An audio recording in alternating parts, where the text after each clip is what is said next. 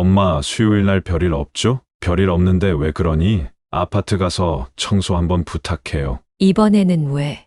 이번에 여행을 가야 하거든요. 무슨 여행을? 장모님 댁 식구랑 제가 모시고 근처 리조트 좀 다녀오려고요. 저는 그 말에 엄청나게 서운할 수밖에 없었습니다. 서운하신 건 아니죠? 내가 뭘 서운할 게 있겠니? 하지만 저는 사실과 다른 말을 해야 했습니다.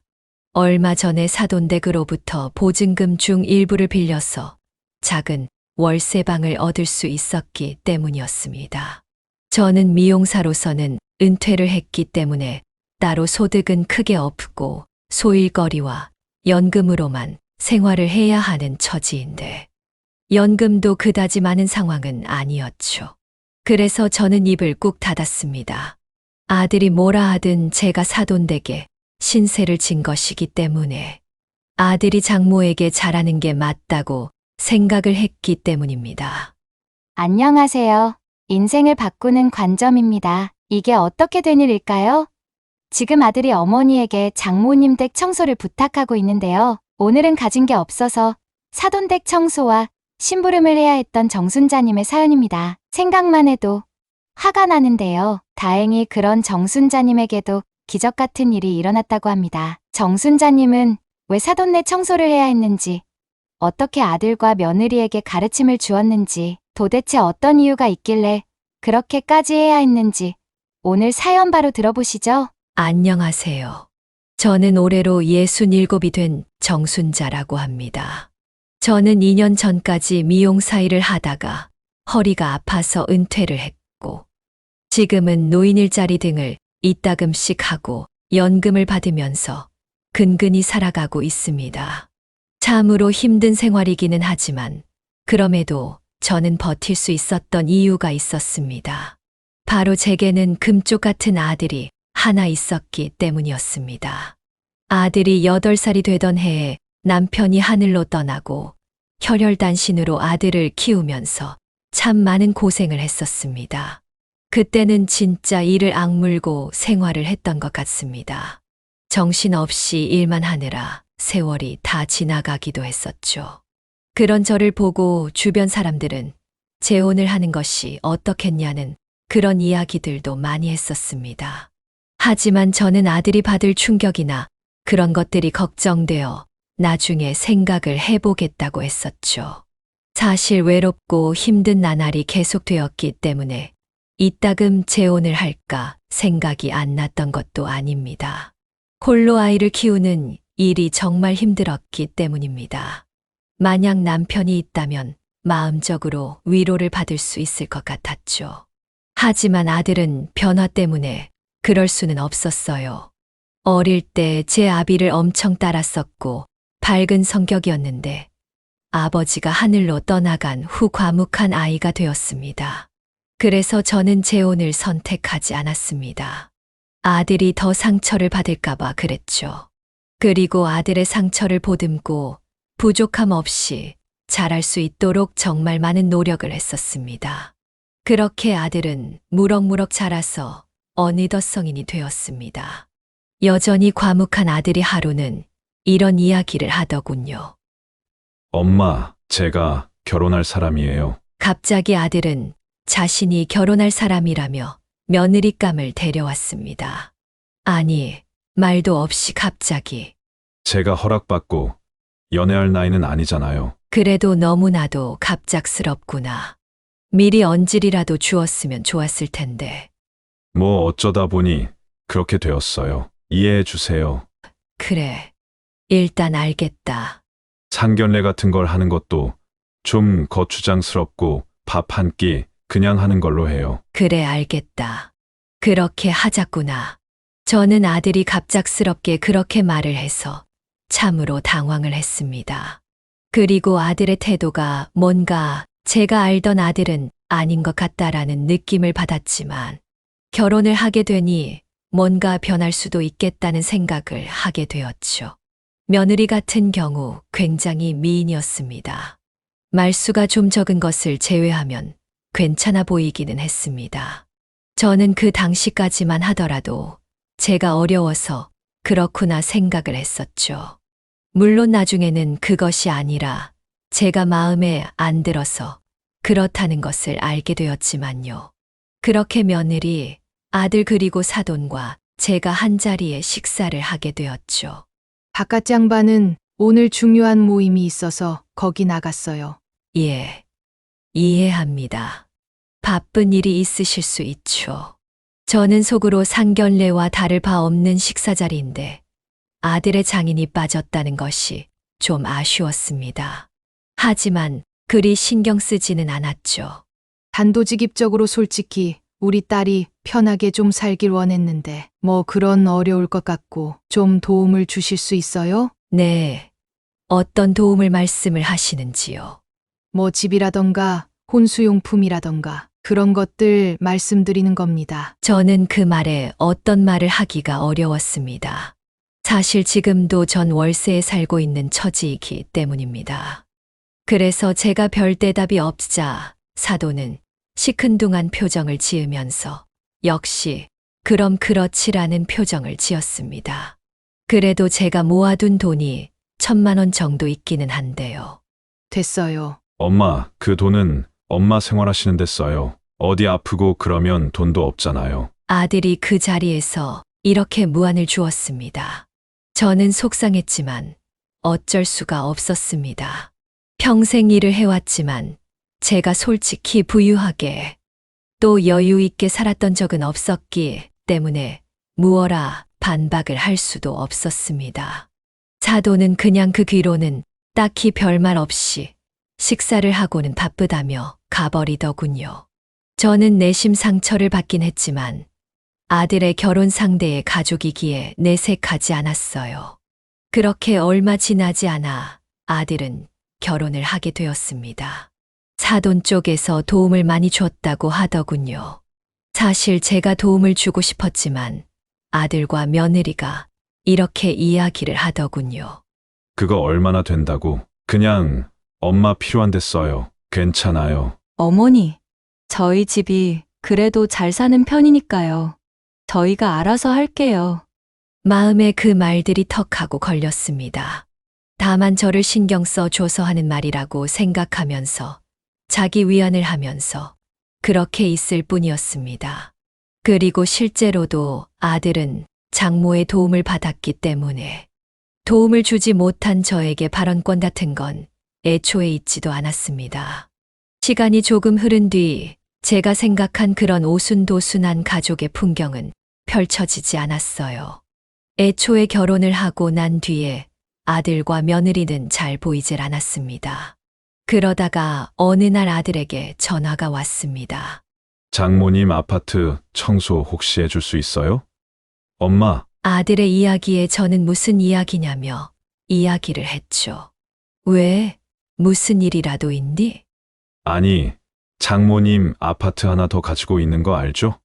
응, 알고 있다. 거기 새로 입주할 사람들이 오는데 청소업체를 못 구했다고 해서요.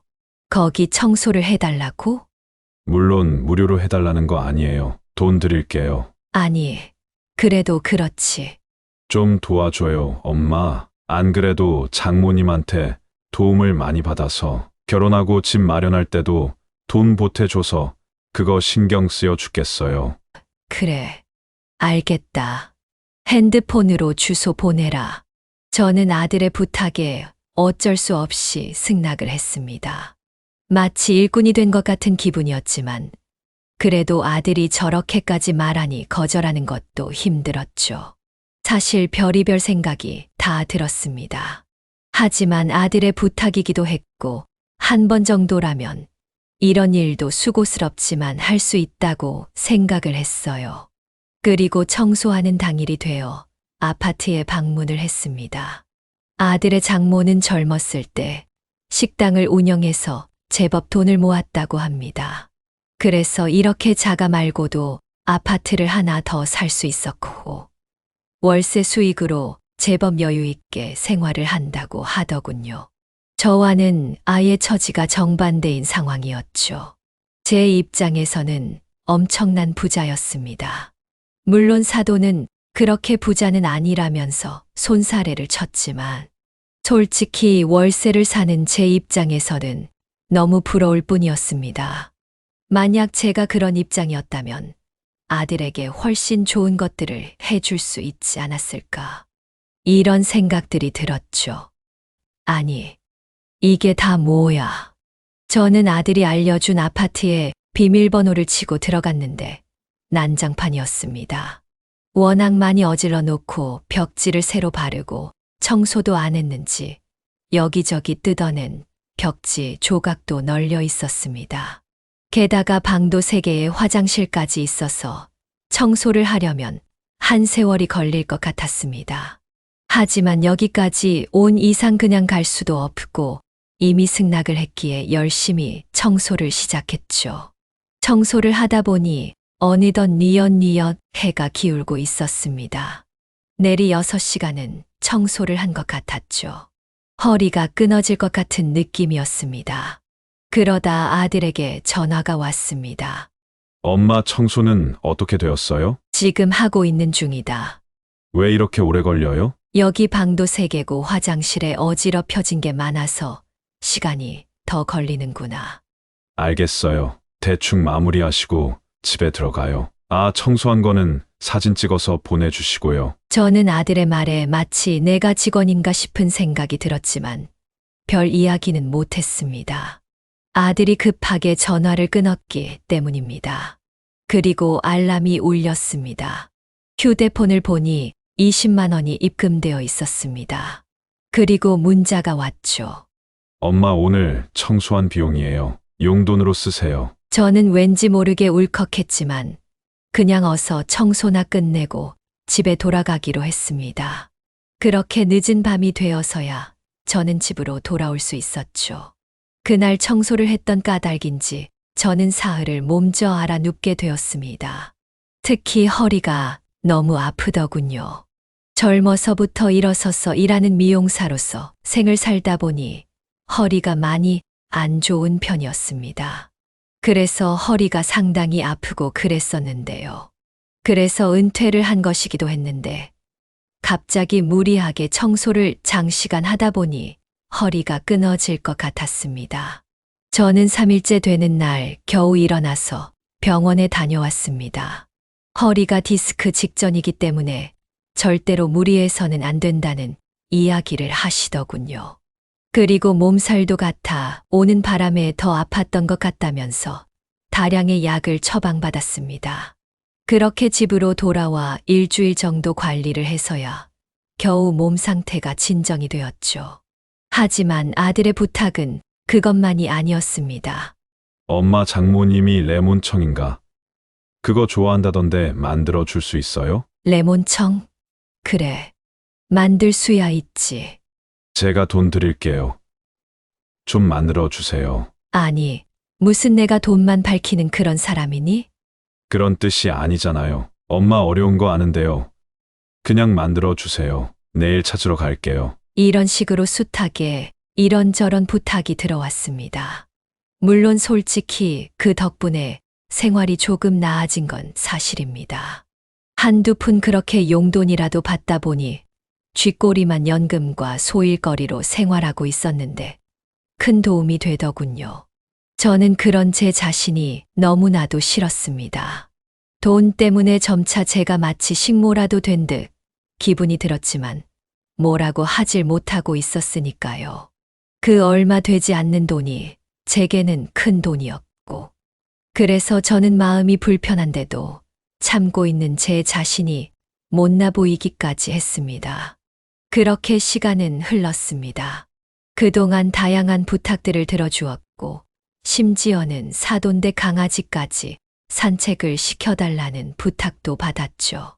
사돈댁은 여행을 자주 다니는지 집을 자주 비우더군요.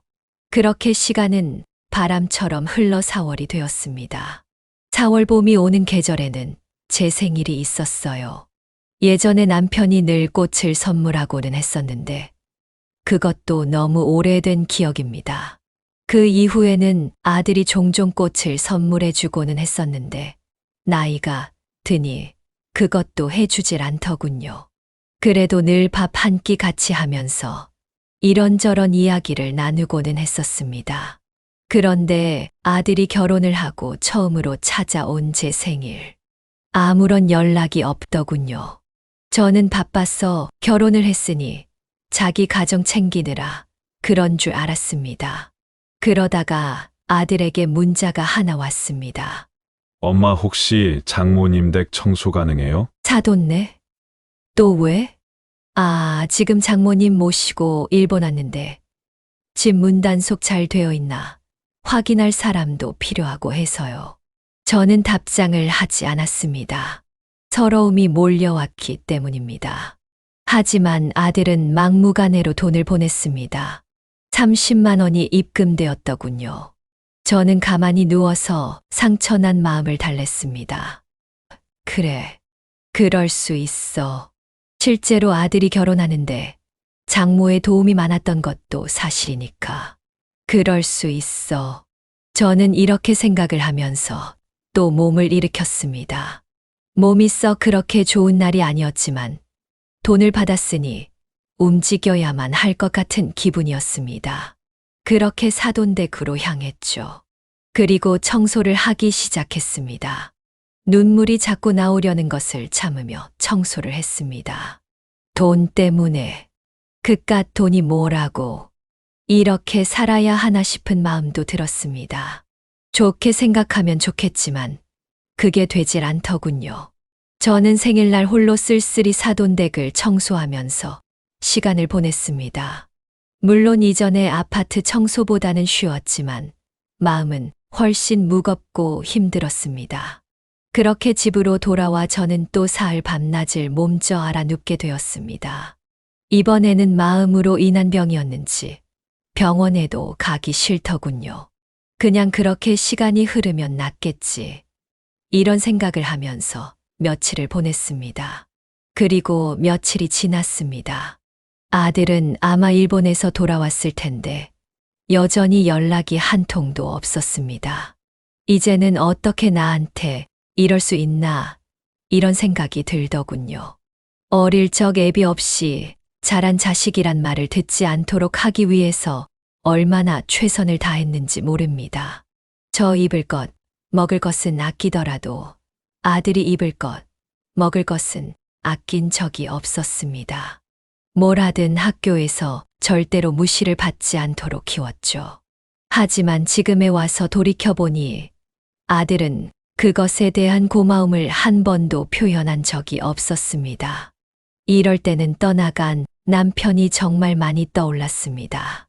그 사람이 있었다면 제가 이렇게 무시를 당하고 살지는 않지 않았을까.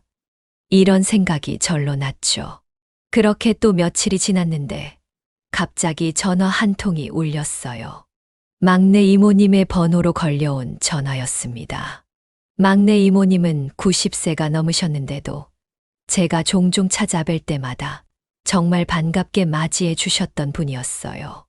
물론 근래에는 자주 찾아뵙지는 못했지만 5년 전까지만 하더라도 어머니가 살아계실 때 어머니를 모시고 자주 막내 이모님을 뵈러 가고는 했었어요. 그리고 저희 어머니가 돌아가실 때도 가장 서글피 우셨던 분이 막내 이모님이었습니다. 어머니와 참으로 우애가 참으로 좋았던 분이셨어요. 그런데 전화를 받고서 깜짝 놀랐습니다. 전화를 한 사람은 막내 이모님이 아니었습니다. 이종 사촌이었죠. 다름 아닌 부고 소식이었습니다. 막내 이모님이 세상을 떠나셨다고 하더라고요. 저는 눈물이 앞을 가렸습니다. 정말 막내 이모님하고는 추억이 많았기 때문에 마음이 무너지는 것 같았습니다. 저는 바로 아들에게 문자를 했습니다. 하지만 한참이나 답이 없었습니다. 결국 저는 버스를 타고 홀로 장례식장을 찾아 뵙게 되었습니다.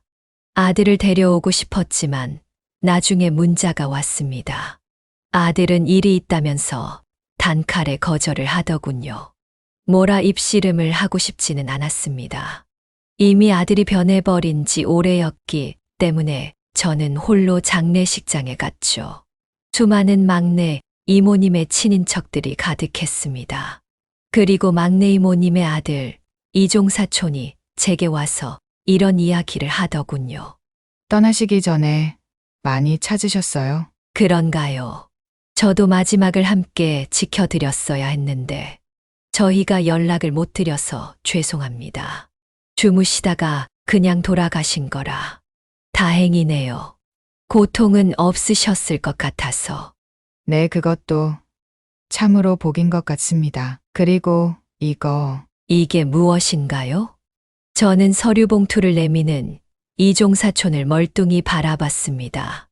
어릴 때는 서로 반말을 하고 그랬지만 나이가 들어서는 서로 깎듯이 예의를 차렸던 사이였습니다. 그래서 사적인 이야기를 많이 하지는 않았었죠. 그런데 그가 저를 조용한 곳으로 데려가더니 서류를 내밀어 놀라게 되었어요. 어머니께서 유언으로 부탁하신 부분입니다. 막내 이모님께서요?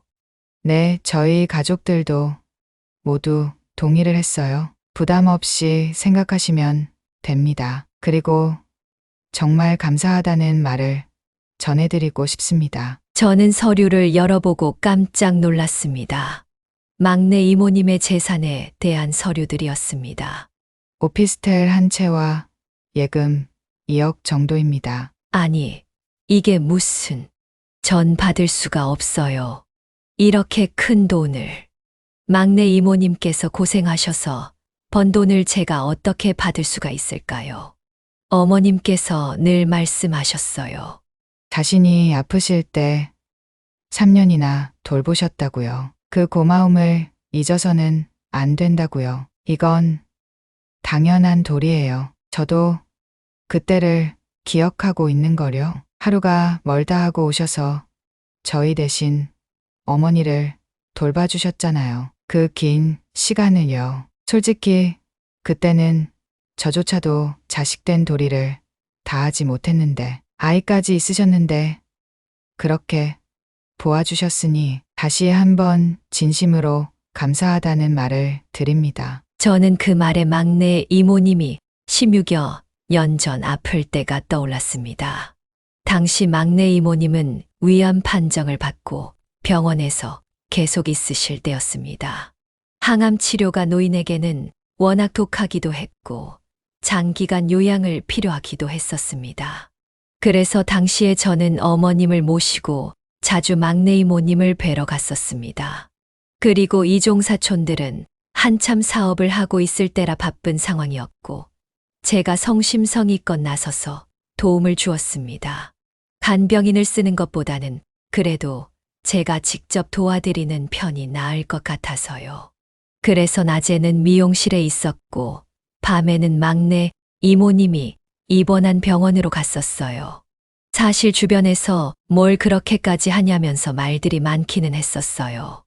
그래도 저는 꼬맹이 때를 기억합니다. 막내 이모님이 저를 얼마나 예뻐해 주셨는지를요. 그리고 어머니도 워낙 자신의 동생을 아끼셨기에 저는 어머니와 같이 막내 이모님을 보살피는데 최선을 다했죠. 병원에서는 쉽게 컨디션이 회복되지 않으셔서 1년이나 있으셨지만 저는 막내 이모님을 보살피는 것이 전혀 싫지가 않았습니다. 그런 저를 막내 이모님께서는 참으로 고마워하시기도 하셨고 또 예쁘게 봐주시기도 했습니다. 자신의 회사에 취직하라고도 말씀을 하셨지만 저는 미용이 천직이라며 거부하기도 했었죠. 그 이후로도 막내 이모님은 요양을 위해서 시골로 가시게 되었어요.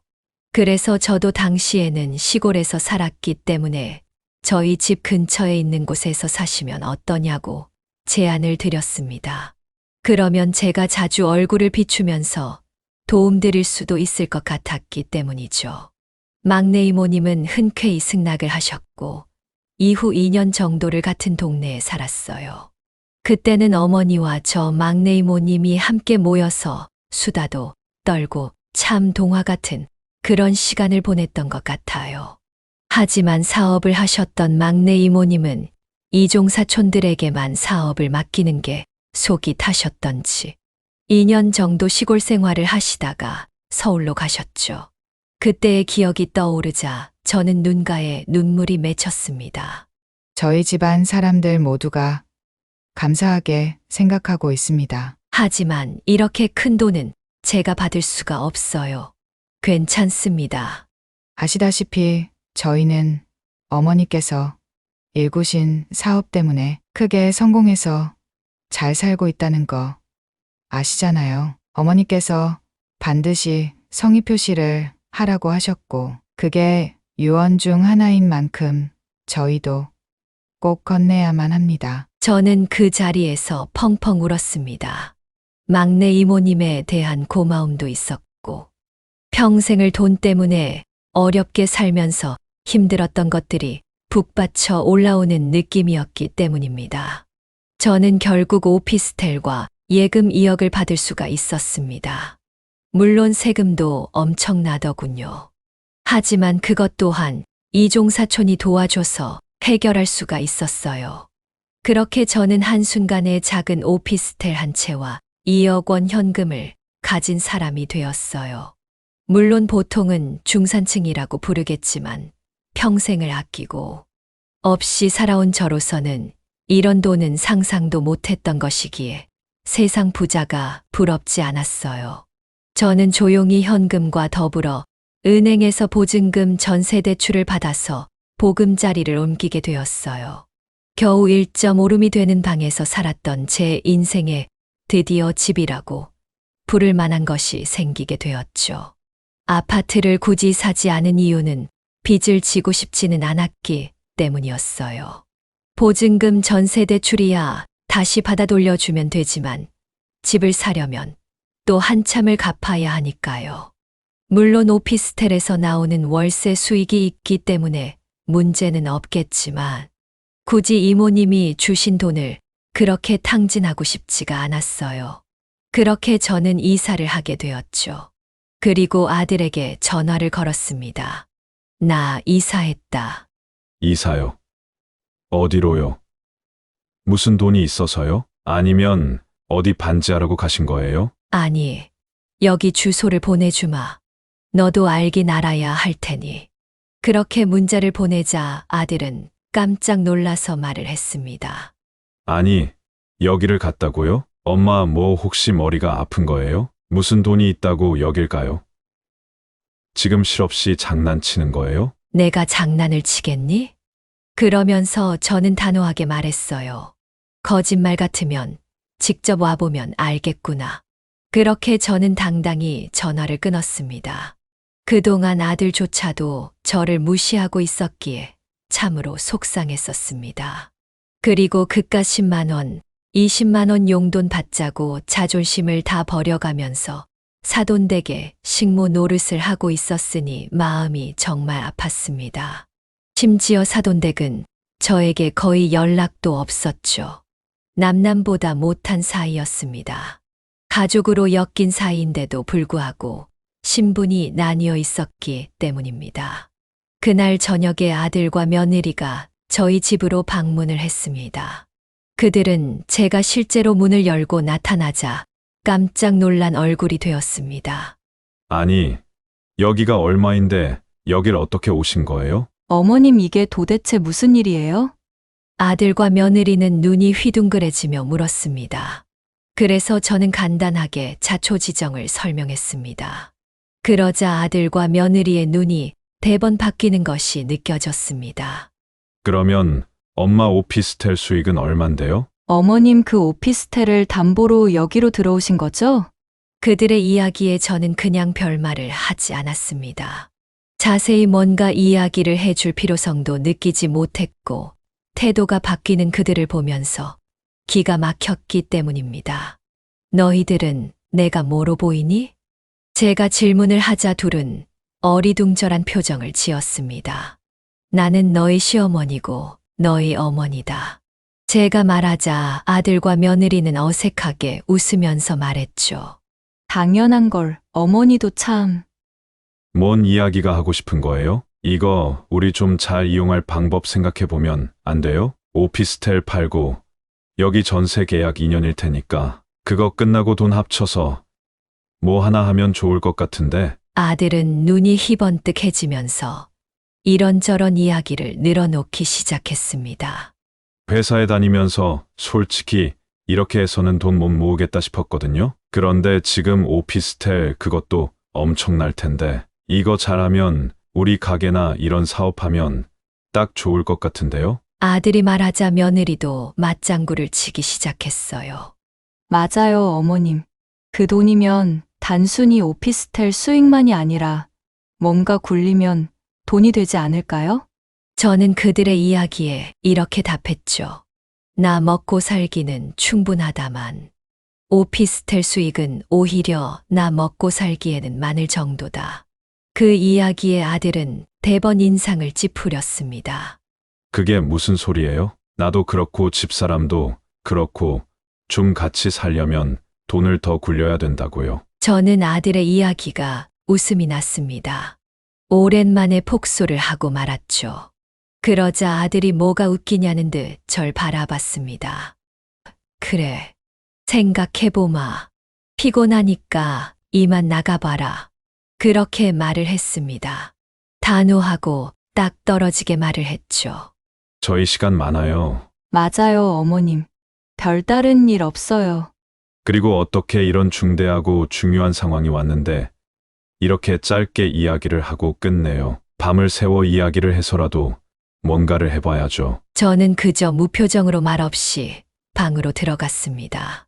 그러자 아들 며느리도 뭔가 찝찝한 표정으로 일어나더니 집을 나갔죠.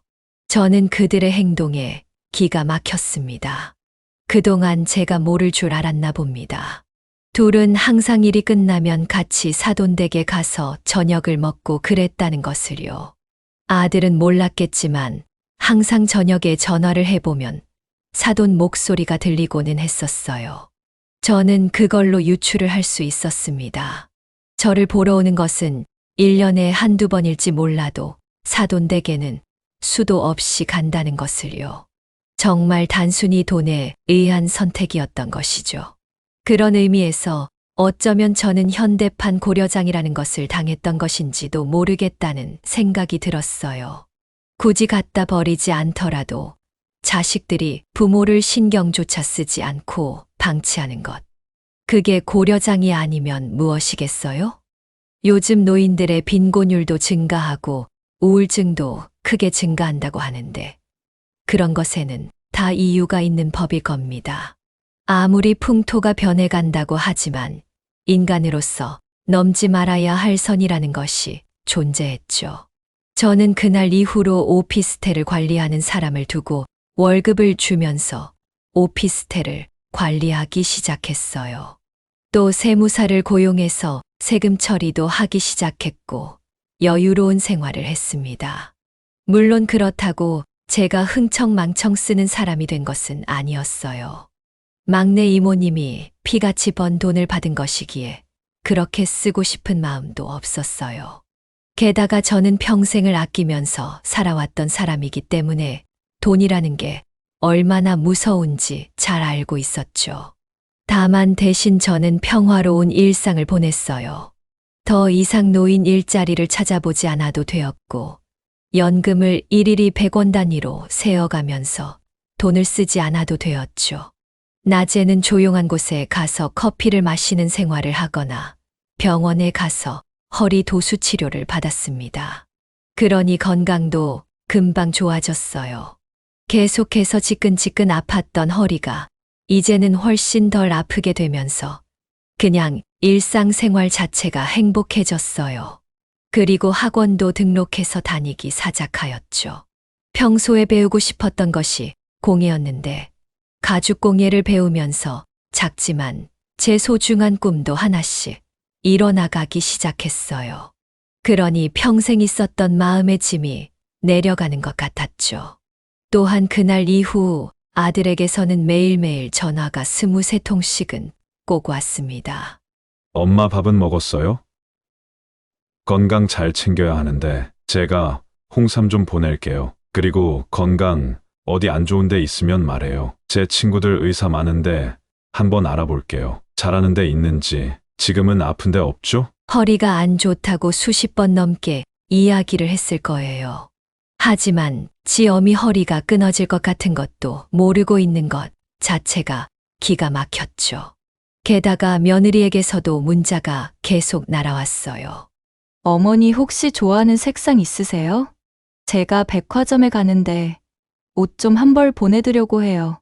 어머니 잘 어울리는 색상으로 고를까 하다가 또 마음에 안 드실까봐 문자 보내요. 참 우스운 일이었죠. 그간 없이 살 때는 전화 한 통, 문자 한 통 없었던 애들이었는데 제게 건물이 생겼다는 것을 알자마자 태도가 이렇게 바뀔 수가 있을까요? 저는 만약 제가 잘못을 저질렀다면 염치가 없어서라도 차마 연락을 하지 못했을 것 같습니다. 차라리 돈이 탐나더라도 사죄를 먼저 하고서 뭔가 이야기를 했을 것 같아요. 그런데 이 아이들은 전혀 그렇질 않았죠. 요즘 아이들이 그렇다느니 이런 수준이 아니라 그냥 사람이 안 된 것이었죠. 그래서 저는 회한이 들었습니다. 그동안 아들을 잘못 가르쳤구나. 이런 생각이 들었어요. 그렇게 몇 개월이 흘렀습니다. 여전히 전화와 문자가 왔지만 저는 그냥 필요 없다. 아니다라는 이야기만 반복했어요. 이제는 필요한 것은 제가 살 수 있고 챙길 수 있으니까요. 게다가 계속 이런 식으로 가다가는 정말 이들에게 말리겠다 싶었습니다. 그동안 당했던 서름을 아들과 며느리의 가면 연기에 저도 모르게 속아 넘어갈지도 모른다는 생각을 했죠. 그러다가 아들에게 전화가 또 왔습니다. 또 비슷한 이야기였어요. 엄마 진짜 뭐 필요한 거 없어요? 보내준다니까요? 없다. 지금 뭐가 필요하겠니? 내가 다 살 수가 있는데. 그건 그렇지만 일단 알겠어요. 뭔가 생각나면 말해요. 그렇게 아들이 통화를 끝내려고 했습니다. 그런데 휴대폰이 꺼지질 않았습니다. 아들이 통화를 끊었는 줄 알았던 모양입니다. 그리고 바스락거리는 소리가 나면서 주머니에 핸드폰이 들어간 것 같았죠. 그런데 그 다음에 대화 소리가 선명하진 않았지만 알아들을 수 있을 정도는 들려왔습니다. 엄마가 완전히 거리를 두는데? 그러니까 평소에 좀 잘하지 그랬어. 나만 잘해야 해. 너도 마찬가지야. 너도 솔직히 엄마 개무시했잖아. 돈 없다고! 아니, 내가 언제 개무시를 했어? 됐다 말을 말자. 어쨌거나 그 오피스텔 팔면 1020억은 최소한 떨어질 거 아냐? 그거 어떻게든 빨아먹어야 돼. 그걸 어떻게 팔게 할 건데? 모르지. 이제부터 좀 짱구를 굴려봐야지. 솔직히 남이 그랬으면 얼마나 배 아팠을 건데. 우리 엄마라 얼마나 다행이냐? 어차피 이렇든 저렇든 내 재산인 거잖아? 그게 어떻게 오빠 재산이야? 생각해봐라. 엄마가 설령 죽을 때까지 쥐고 있다고 하더라도 그 다음은 내 거잖아. 나 외동아들인데 아버지도 돌아가셨고. 참나 웃기다. 난 오빠가 외동의 장손이라서 진짜 개 싫었는데 제사 지내고 신경 쓰고 이럴까봐. 말버릇이 그게 뭐냐? 내가 뭐, 오빠는 말버릇이 고상하고? 기가 막힌 수준의 대화였습니다. 저는 재빨리 전화를 껐습니다. 물론 첫 대화를 듣는 순간부터 녹음 버튼을 눌러 녹음까지도 해두었죠. 지금 이게 내 배로 낳은 자식이 할 이야기들인지 저는 귀를 의심했어요. 하지만 현실은 현실이었어요. 그런데 놀랍게도 저는 별로 크게 충격을 받지는 않았습니다. 그동안의 행태를 통해서 이미 어느 정도 바닥에 아들과 며느리가 있는지를 약간이나마 눈치를 채고 있었기 때문이었죠. 그리고 저는 그날 밤 늦도록 다양한 고민을 했어요. 앞으로 어떻게 살아갈 것인지 정말 제 인생에서 중요한 순간이었죠. 저는 법무사를 찾아갔어요. 제 재산에 대해서 법무사랑 상의를 하기 위해서였어요. 그리고 좋은 해답을 얻게 되었습니다. 유언공증이란 것이 있다는 것을 알게 되었어요. 유언공증이라는 것은 유언자가 증인 2명과 함께 공증인 앞에서 유언의 취지를 밝히고 공증인이 이를 기록한 후 낭독하여 유언자와 증인이 확인하는 유언 방식입니다. 이와 같은 방식으로 유언을 하면 법원에서 인증을 받는 유언서를 작성할 수 있다는 것이었죠.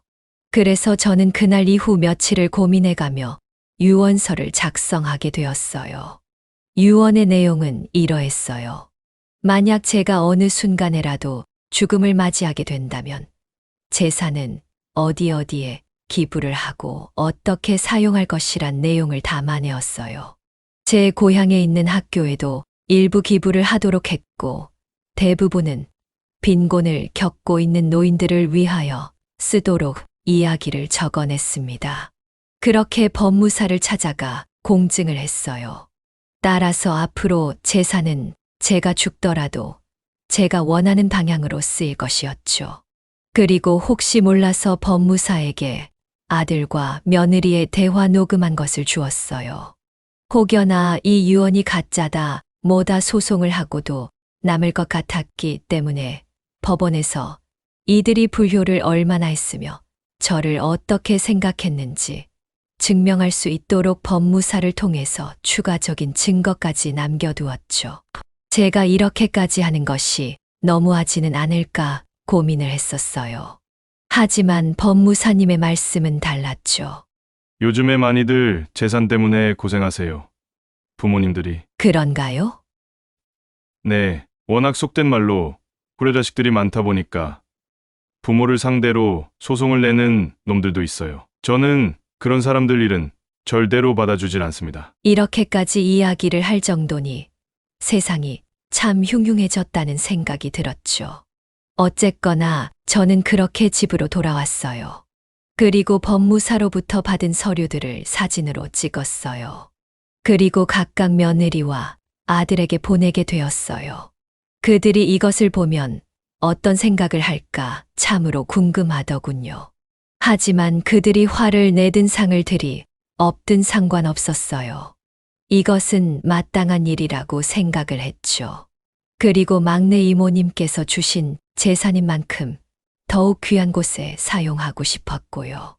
물론 아들이 만약 정말 조금이라도 정상적이었고 제게 돈이 아니라 마음 그 자체로 절 생각해주는 그런 아들이었다면 절대로 무시를 못했을 겁니다. 결국 재산을 일찌감치 물려줬겠죠.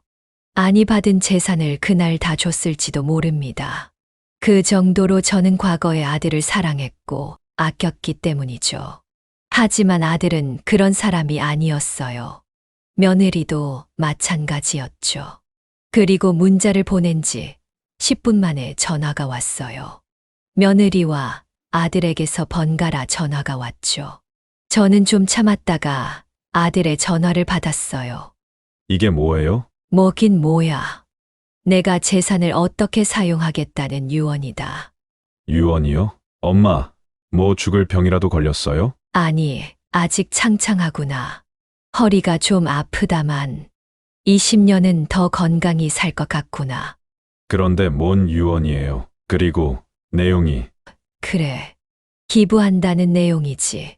지금 장난해요? 자식 새끼들을 내버려두고 기부를 한다고요? 그래. 그게 내 판단이다. 진짜 말도 안 되는 짓 하지 마세요. 그리고 이런 게 법적으로 효력이 있을 리가 없어요. 아들은 현실을 부정하며 이야기를 했죠. 저는 그렇게 생각해라 하고 전화를 끊어버렸습니다. 그리고 저는 녹음 파일까지 아들과 며느리에게 보냈습니다. 너희들이 사람이 되긴 글렀다는 것은 이미 알고 있다. 반성하며 살도록 하고 사돈이나 잘 모시며 살아라. 제가 이렇게 문자를 보내자 그날은 답이 오질 않았죠. 그리고 저는 평화로운 일상으로 돌아갔어요. 어머 또 오셨네요. 네. 안녕하세요. 저는 근처의 화실에 다니면서 그림도 취미로 배우기 시작했어요. 젊은 사람들과 함께 배웠는데 그들은 정말 예의가 바르고 정상적이더군요. 아들을 보면서 실망했던 것이 남의 아이들을 보고 달래진다니 기분이 이상했습니다. 저는 할머니처럼 살고 싶어요. 왜? 멋지세요. 늦은 나이에도 이렇게 그림도 배우시고, 그리고 딱 보니까 부자 할머니 같아요. 화실에 다니는 젊은 여자 학생의 이야기였습니다. 저는 그때 폭소를 했죠. 한때는 제대로 어깨도 못 펴고 다니던 시절이 있었는데 말이죠. 우연히 막내 이모님의 도움을 받아 이렇게 새로운 세상이 열리게 되었으니 정말 행복했습니다. 그리고 몇 개월이 지났을까요? 아들이 제게 문자를 하나 보내왔습니다. 장문의 문자였죠. 엄마, 나 지금 이혼하러 가는 길이에요. 진짜 나 얘랑은 못 살겠어요. 그동안 제가 걔네 집에서 알랑방귀를 뀌어가면서 얼마나 굽실거렸는데.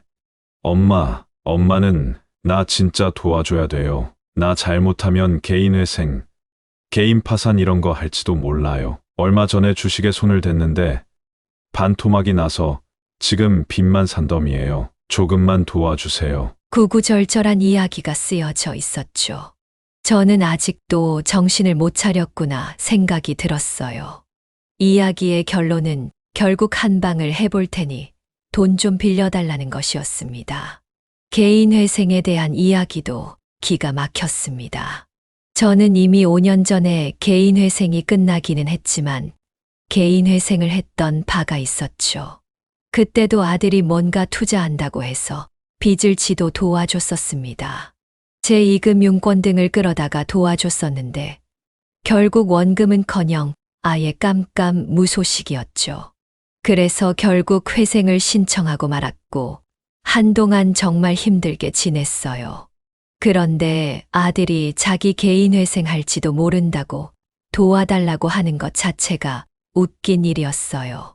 저는 오히려 잘 되었다고 생각을 했어요. 사람이 될 수 있는 돈이라는 게 뭔지 배울 수 있는 기회라는 생각이 들었어요. 그리고 이혼을 하든 뭘 하든 그것은 본인이 선택할 일이었어요. 처음에는 좋다고 결혼을 했었던 것도 자기의 선택이었고 또 평소 장모에게 그렇게 의존했던 것도 자신의 선택이었으니까요. 그래서 저는 장문의 문자를 보냈어요. 제가 생각하던 이야기들을 솔직하게 말하는 내용들이었죠. 결론은 따라서 돈은 내가 알아서 벌고 내가 선택한 일이니 알아서 해결해야 한다고요. 이게 어미로서의 마지막 가르침이라고 했죠. 그 다음부터는 연락이 안 왔어요. 알아들은 것인지 못 알아들은 것인지는 모르겠지만 적어도 연락이 없다는 것은 염치라는 것은 최소한 마음에 생겼구나 싶었죠. 염치가 있다면 문자든 전화든 할 수 있을 리가 없었죠. 저는 그렇게 생각을 하고서 시계를 보고 급하게 나섰습니다. 택시를 탈 법도 했지만 그렇게 돈을 쓰는 것은 익숙치 않아서 역시나 익숙한 버스에 올랐습니다. 그렇게 450분 남짓을 가서 도착한 곳에 마음봉사라는 곳이 보였습니다. 저는 최근에 봉사활동을 시작했죠. 바로 노인들을 위한 봉사였어요. 말동무도 하고 밥도 챙겨드리고 그러는 것이었죠. 저도 노인이었지만 그래도 저보다 더 연로하신 그런 분들, 힘이 없이 노년을 맞이한 분들을 위해서 노력하고 싶었습니다. 오늘도 오셨네요. 힘들지는 않으세요? 제가 하고 싶어서 하는 일입니다. 힘들지는 않습니다. 그래도 허리도 안 좋으신 것 같던데요. 어떻게 아셨나요? 일하다 보면 알죠. 봉사를 나가면 어르신들 동작 하나만 보더라도 어디가 불편하시구나 금방 아니까요. 괜찮습니다.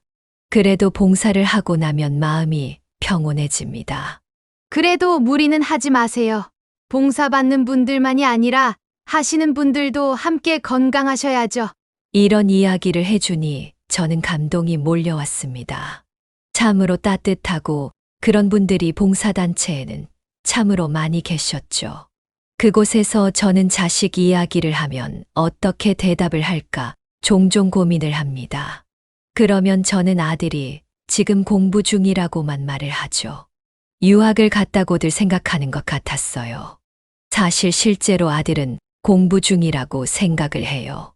나중에 언젠가 제가 가진 재산의 욕심이 완전히 사라졌을 때, 그때야 저를 찾아오겠죠. 어쩌면 아예 찾아오지 않을 수도 있겠다는 생각은 합니다. 하지만 저는 아들이 힘든 시간들을 거쳐서 제발 정상적인 마음을 가진 사람으로 다시 태어나길 바랍니다. 제가 너무 오냐오냐 해줄 것 다 해주고 키웠기에 벌어진 일 같아서 씁쓸하기는 하지만 그래도 뒤늦게라도 너무 늦지 않은 시기에 아들이 다시 정신을 차릴 기회를 세상이 준 것 같았죠. 그렇게 몇 개월이 지났을 무렵 다시 연락이 왔습니다. 그냥 근황이었어요. 자신은 이혼을 했고 지금은 그냥이라면서 살고 있다. 이런 이야기였어요. 차갑고 짤막한 내용이었습니다. 하지만 저는 아들이 변해가는 것을 느낄 수가 있었습니다. 돈 이야기를 굳이 꺼내지 않았기 때문이죠. 도와달라는 말도 없었고 그냥 정말 단순하게 자신의 근황을 짤막하게 보냈습니다. 저는 차라리 그 차가운 문자가 더 반가웠어요. 이제는 저를 돈으로 보는 것이 아니라 최소한 지 어미로서는 보고 있다는 뜻일지도 모르니까요. 다만 여전히 제 생각에는 변함이 없어요. 나중에 오피스텔 등은 모두 기부를 할 겁니다. 막내 이모님도 그게 저 답다고 생각을 하실 거예요. 예전에 제가 아주 어릴 때 이런 말씀을 하셨죠. 순자야, 막내 이모가 보기에는 넌 너무 착해. 제가요? 그래. 너 또래 애들이 사는 걸 보면 약삭 빠르게 살고 그러는데 너는 너무 남을 위해서 사는 것 같아. 같이 행복해야 저도 행복한 걸요. 그래서 어떻게 살려고 그러니? 너도 나중에 커보면 알겠지만 세상은 진짜 험악하단다. 그러면 착한 사람들이랑 살면 되죠. 제가 이렇게 말하자 막내 이모는 깔깔 웃었습니다. 그리고 어머니한테 이렇게 말을 했죠. 언니, 얘 이렇게 순둥이로 키워서 어떡하려고 그래? 그 말에 엄마는 항상 빙긋 웃어주었어요. 그리곤 저보고 잘하고 있다면서 이대로만 자라달라고 말해주었습니다. 그럼 막내 이모는 이렇게 말했죠. 아이고, 큰일 났다. 내가 열심히 해서 둘 다 챙겨야지. 지금은 어머니도 돌아가셨고 막내 이모님도 떠나셨지만 저는 그래도 그 분들의 따뜻한 마음을 이어가고 있습니다. 여기까지 제 길고 긴 사연을 이야기해 보았습니다. 이 이야기를 들으시는 여러분들은 저의 이야기, 생각에 대해서 어떻게 생각하실까요? 다 큰 자식을 버리다시피 제가 연을 끊어놓은 것이 잘한 일인지 모르겠다는 생각도 솔직히 종종 듭니다. 하지만 후회는 없어요. 냉정히 본다면 제 판단이 맞다고 생각하기 때문입니다. 이 글을 들으시는 여러분들의 가정에는 평화가 가득하길 바라며 늘 건강하시고 다가오는 봄 같은 그런 하루하루가 되시길 바랍니다. 네, 오늘 이야기는 어떠셨나요? 오늘 이야기를 듣고 어떻게 생각하시는지 어머님, 아버님의 생각을 댓글로 공유해주세요. 저는 또 다른 사연으로 찾아뵙겠습니다. 좋아요, 구독, 알람 설정을 통해 앞으로도 따뜻한 정을 나눌 수 있게 함께 해주세요. 어머님, 아버님의 삶의 지혜와 경험을 나눌 수 있는 통로가 되겠습니다. 오늘도 인생을 바꾸는 관점을 통해 사연을 들어주셔서 감사합니다. 안녕하세요. 인생을 바꾸는 관점입니다. 오늘은 정말 특이한 사연을 들고 왔는데요. 며느리의 시댁 제사를 대신 지내주었지만 어느새 그 고마움을 잊어버린 아들과 며느리에게 인생의 가르침을 준 임성주님의 사연입니다. 임성주님은 왜 시댁 제사를 대신 지내주었을까요? 아들과 며느리에게 어떻게 인생의 가르침을 주셨을까요? 어떤 이야기일지 지금 바로 들어보시죠. 안녕하세요. 저는 70대 중반에 접어든 임성주라고 합니다. 참, 살다 제가 이런 글을 쓰는 날이 다 오네요. 항상 다른 사람들의 사연을 듣고 공감하거나 속에서 열불을 내던 저였는데 말이죠. 평생 다른 사람에게 제 이야기 한 번 제대로 해보지 못한 제가 이렇게 사연을 보내게 된 건 지난 30년 동안 제가 꾹 참고 버텨왔던 것에서 이제야 비로소 벗어날 수 있게 됐기 때문입니다. 많은 분들에게 제 기쁨을 들려드리고 싶어 사연을 써봅니다. 지금부터 시작해 볼게요. 저희 집은 명절 아침 그리고 특정한 날만 되면 새벽부터 부엌에 기름이 튀는 소리와 칼질 소리가 울려 퍼지곤 했습니다. 저는 익숙한 손길로 나무를 다듬고 묵직한 무쇠팬에 전을 붙이곤 했죠. 모락모락 피어오르는 음식 냄새가 부엌을 가득 채웠고 볼을 타고 흐르는 땀을 닦아내며 한숨을 내쉬었습니다. 저는 아들 하나와 며느리를 두고 있었지만 명절 차례상 그리고 제사 준비를 하는 건 항상 저희 몫이었어요. 언제부터였을까요? 명절이 오면 온 가족이 함께 준비하던 제사가 어느 순간부터 자연스럽게 저 혼자 감당해야 하는 일이 되어버린 것이. 이 일의 기원은 30년 전으로 거슬러 올라갑니다. 저는 남편과 일찍이 사별을 했습니다. 항상 다정하고 따뜻했던 남편은 별안간 갑작스러운 교통사고로 이내 30대의 나이에 요절을 해버렸고 시부모님이 돌아가시기 전까지 쭉 남편의 제사를 도맡아 지내왔습니다. 아내가 세상을 떠난 남편의 제사상을 차리는 것, 그것만큼 비참한 일은 없었지만 그때는 그게 참 당연한 일이라고 생각했어요. 남편이 세상을 떠나면 며느리와 시부모님은 자연스럽게 인연이 멀어진다고들 하잖아요. 하지만 시부모님은 돌아가시기 전까지 꾸준히 저희 집에 방문을 하셨습니다. 이유는 딱 하나였어요. 제가 다른 사람을 만나는지, 만나지 않는지, 아들은 아프지 않고 잘 지내는지 감시를 하기 위해서였죠. 그래도 시부모님이 돌아가시고 아들이 성인이 되고 나서부터는 조금 숨통이 트이기 시작한 것 같습니다. 아들은 고생만 하고 지낸 저를 보면서 본인이 잘하겠다고 매일같이 이야기를 하더군요. 어머니, 제가 얼른 좋은 사람 만나서 어머니께 제대로 효도할게요. 어머니 모시고 여행도 자주 다니고 어머니께 용돈도 두둑하게 드리고 그동안 고생하신 만큼 제가 전부 보답해 드릴게요. 아이고 됐어 뭘. 그냥 아픈 곳 없이 건강하기만 하면 됐지. 그래도 말이라도 참 고맙네. 힘들게 아들 다 키워놓은 보람이 있어. 빈말이라도 제게 이렇게 이야기를 해주는 아들이 어찌나 기특하던지. 그렇게 아들은 직장 생활을 하다가 참한 여자를 만나 결혼을 하게 됐습니다. 처음 며느리를 봤을 때 며느리는 참 착하고 순한 사람이었어요. 집안일이며 어른을 대하는 것이며 모든 것이 서툴렀지만 성실하고 상냥한 아이였지요. 하지만 며느리에겐 아주 큰 고민이 하나 있었습니다. 박갓사돈께서는 오랜 투병 끝에 일찍이 세상을 떠나셨고 안사돈마저 위암 말기로 병상에 누워 있었어요. 게다가 친정 형편도 그렇게 넉넉한 편이 아니었습니다. 그래서 결혼식을 할 때도 신부 혼주석에는 안사돈을 대신해 친척 어른께서 대신 자리를 채워주셨습니다. 충분히 속상한 기색을 보일 법도 한데 표정 하나 바뀌지 않고 항상 밝게 행동을 하는 며느리가 안쓰러워 보이기도 하고 한편으로는 기특하게 느껴지기도 했습니다. 그런데 어느 날 갑자기 곤란한 기색을 보이더니 제게 이렇게 물어보는 겁니다. 어머님, 제사 음식 많이 만들어 보셨어요?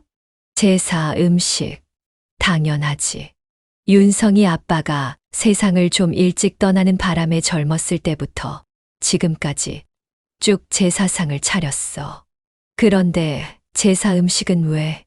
사실 아버지가 돌아가신 이후로 어머니 혼자 제사 음식을 만드셨는데 이제는 몸도 성치 않으시고 건너뛰자니 그냥 마음 한켠이 찝찝해서 어떻게든 제가 도와드리고 싶은데 음식을 만든다는 것 자체가 쉽지가 않아서요.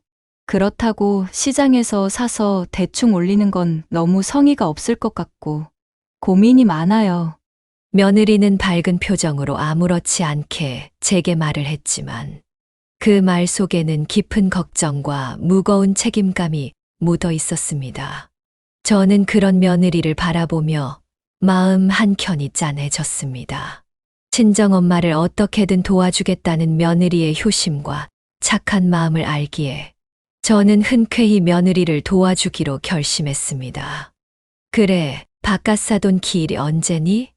당장 일주일 뒤에요, 어머님. 그럼 내가 제사 음식 만드는 거 도와주마. 그렇게 크게 어렵지는 않지만 네가 만들기 힘들어하는 것 같으니 옆에서 사부작 도와주면 생각보다 얼마 안 걸릴 거야. 정말요, 어머님? 그런데 어머님 많이 힘드실 텐데. 그러지 않으셔도 돼요. 어머나, 도와준다고 할 때 감사합니다 하고 받아들이는 거야.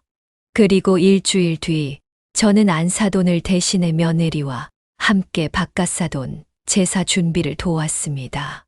남편 이외의 다른 가족의 제사를 돕는 것은 처음이었기에 기분이 좀 묘해지더라고요.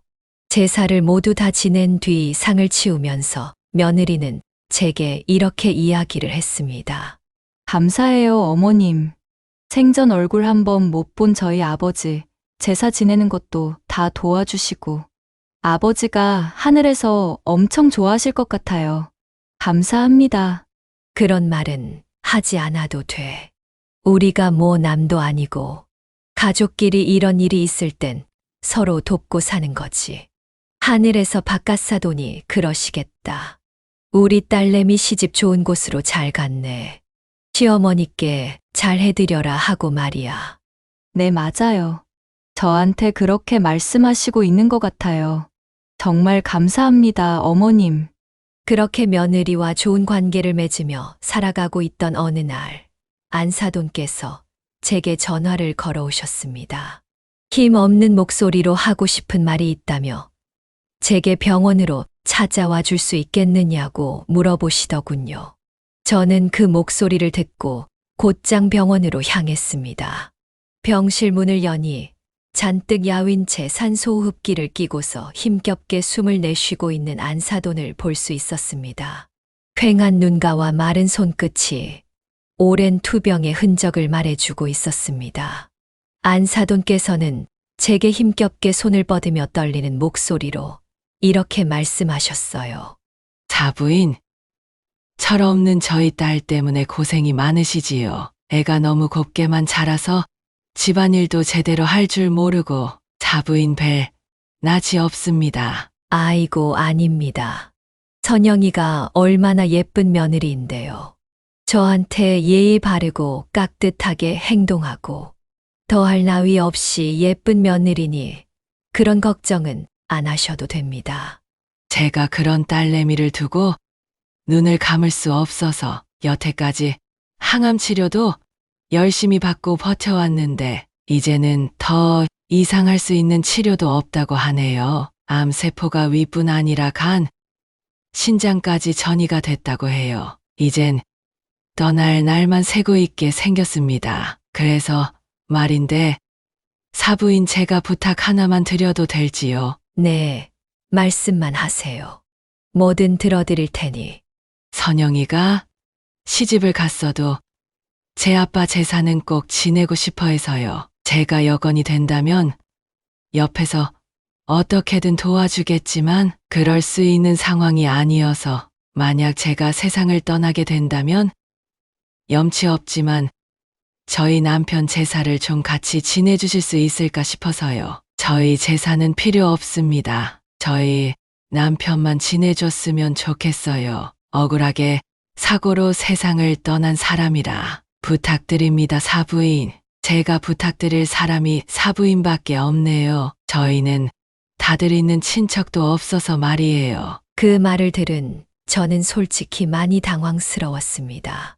해마다 돌아오는 명절과 남편의 제사만으로도 충분히 정신이 없는데 바깥사돈 제사까지 맡아서 해야 한다는 것이 쉽지 않을 거라는 것을 알았기에 흔쾌히 고개를 끄덕일 수가 없었죠. 하지만 안사돈의 마지막 부탁을 외면할 수 없어 결국 그 부탁을 승낙했습니다. 그리고 안사돈께서는 그 말을 남긴 지 3일도 채 지나지 않아 세상을 떠나셨어요. 처음에는 그렇게 크게 도움을 주는 건 아니었습니다. 며느리가 제사를 준비할 수 있도록 음식 몇 가지를 더 준비해 주는 정도였지요. 그런데 시간이 지나면서 저의 역할은 점점 커졌습니다. 며느리는 제사를 홀로 준비해야 된다는 부담이 덜어지니 자연스럽게 저에게 의지하기 시작했고, 그것은 곧 당연한 것이 되어버렸습니다. 쉽게 말하면 작은 호의로 시작한 것이 권리가 되어버린 것이었지요. 어머님 덕분에 아버지 제사를 편하게 지낼 수 있는 것 같아요. 저 혼자였다면 정말 한 해만 지내고 바로 절에다가 맡겼을 텐데. 감사해요, 어머님. 감사하긴 뭘. 그냥 좋은 게 좋은 거라고 내가 할 수 있는 만큼 해주는 거지. 안사돈이 마지막으로 나한테 부탁하고 가신 거기도 하고. 그래도요. 이게 쉬운 일이 아니라는 건 저도 알고 어머님도 알고 다 아는 사실이잖아요. 이걸 꾸준히 도와주신다는 게 감사한 거죠, 저는. 어머님 없었음 아무것도 못했을 거예요. 며느리는 늘 이렇게 말하며 제게 감사를 표하곤 했습니다. 처음에는 그 말이 고맙게 느껴졌습니다. 하지만 시간이 흐를수록 그 말은 책임을 저에게 떠넘기는 의미로 들려오기 시작했어요.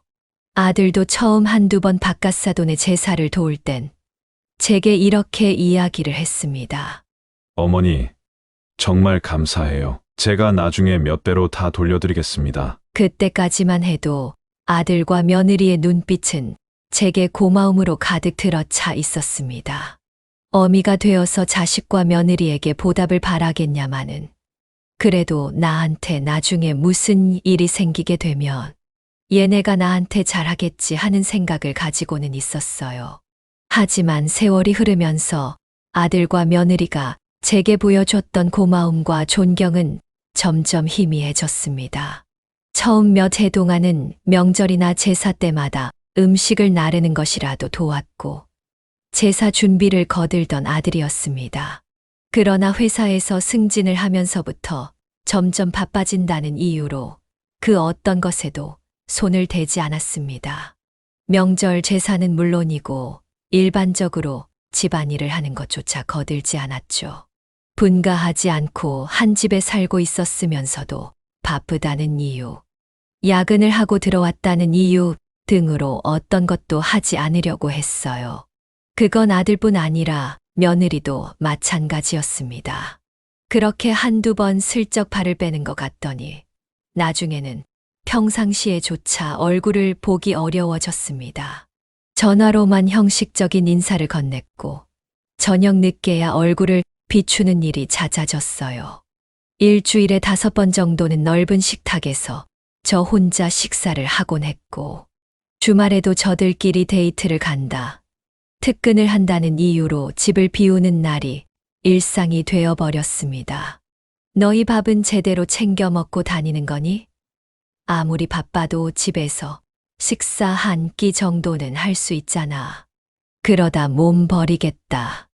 회사에서 제대로 챙겨 먹고 있어요. 집에서 밥도 못 챙겨 먹을 정도로 너무 바쁘고 정신이 없네요, 어머니. 죄송해요. 아들은 제게 미안해하는 기색도 없이 귀찮다는 듯 죄송하다는 이야기를 하곤 했습니다. 그리고 아들과 며느리는 어느 순간부터 고맙습니다라는 말도 하지 않게 되었습니다. 바깥사돈의 제사, 그리고 남편의 제사 때도 저 혼자 상을 차리고 저 혼자 제를 지내고, 아들과 며느리는 뒤늦게서야 느적거리면서 귀가를 하고 차려진 밥을 먹고 뒷정리까지 저 혼자 다 하는 그런 상황은 언제부턴가 당연한 것처럼 자리를 잡게 됐어요. 그래서 어느 날은 며느리를 붙잡고 이렇게 이야기를 했습니다. 아가, 내가 어지간하면 이야기를 안 하려고 했는데 시아버지 제사는 몰라도 바깥사돈 제사에는 참석을 하는 게 좋지 않을까.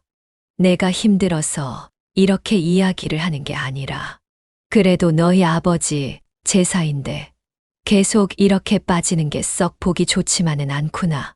어머님께서 워낙에 혼자 준비를 잘 해주셔서 저랑 남편이 참석을 안 해도 별말 없으셔가지고 크게 신경을 안 쓰고 있었어요. 죄송해요, 어머님. 그런데 저희 둘 올해 승진 가능성 있는 해라서 최대한 업무에만 집중을 해야 해요. 올해만 지나면 내년부터는 최대한 제가 할 수 있는 만큼 도와드릴 테니까 너무 서운해하지 마세요. 처음에는 신경을 많이 써주던 아들과 며느리가 눈 하나 깜짝 않고 이렇게 말을 하니 할 말이 없더군요. 그냥 그렇게 저는 시댁과 처가의 제사를 혼자서 준비하는 것이 당연한 일이 되어버리고 말았습니다. 며느리는 이제는 제사를 챙기는 것이 마치 제 의무라도 되는 것처럼 행동했고, 잘 차려진 제사상을 보며 사진을 찍어 SNS에 올리기까지 했습니다. 그래서 저는 대체 뭐라고 올렸나 싶어서 슬쩍 며느리의 SNS를 곁눈질로 들여다봤어요. 그런데 정말 기가 막히더군요. 내가 우리 아빠를 위해 정성껏 차린 제사상. 아빠, 하늘에서 보고 있지? 아빠 딸 이렇게 대견하게 컸어. 시어머니 도움 하나 없이 순순의 힘으로 차린 상이다. 나도 내 스스로가 너무 대견함. 그 글을 본 저는 허탈함을 감출 수 없었습니다. 게시글 속 어디에도 저에 대한 언급은 없었고, 마치 본인이 정성껏 차린 상인 것처럼 꾸며진 글을 보며 겉으로 대놓고 뭐라 하지는 못하고 그냥 깊은 한숨만 내쉴 뿐이었어요. 며느리가 그렇게 행동을 한다는 것을 알게 된 순간부터 저는 점점 지쳐갔습니다. 하지만 이 모든 것이 제가 선택한 일이었기에 누구를 붙잡고 하소연을 할 수도 없었습니다. 어머님 덕분에 저희가 마음 편히 업무에만 집중할 수 있는 거예요. 어머님 덕분에 친정 아버지도 하늘에서 좋아하고 계실 거예요. 항상 이렇게 이야기를 하는 며느리가 나중에는 얄미워 보이기까지 했습니다. 그리고 거기에 아무 말도 없는 아들도 참 원망스럽더군요. 제 처가 저렇게 철없이 행동을 하는 걸 모를 리가 없을 텐데 옆에서 한마디 거들어주기만 해도 좋을 것을. 이러려고 혼자서 뼈가 빠져라 아들을 키운 건지 세월이 허탈하게 느껴지기까지 했어요.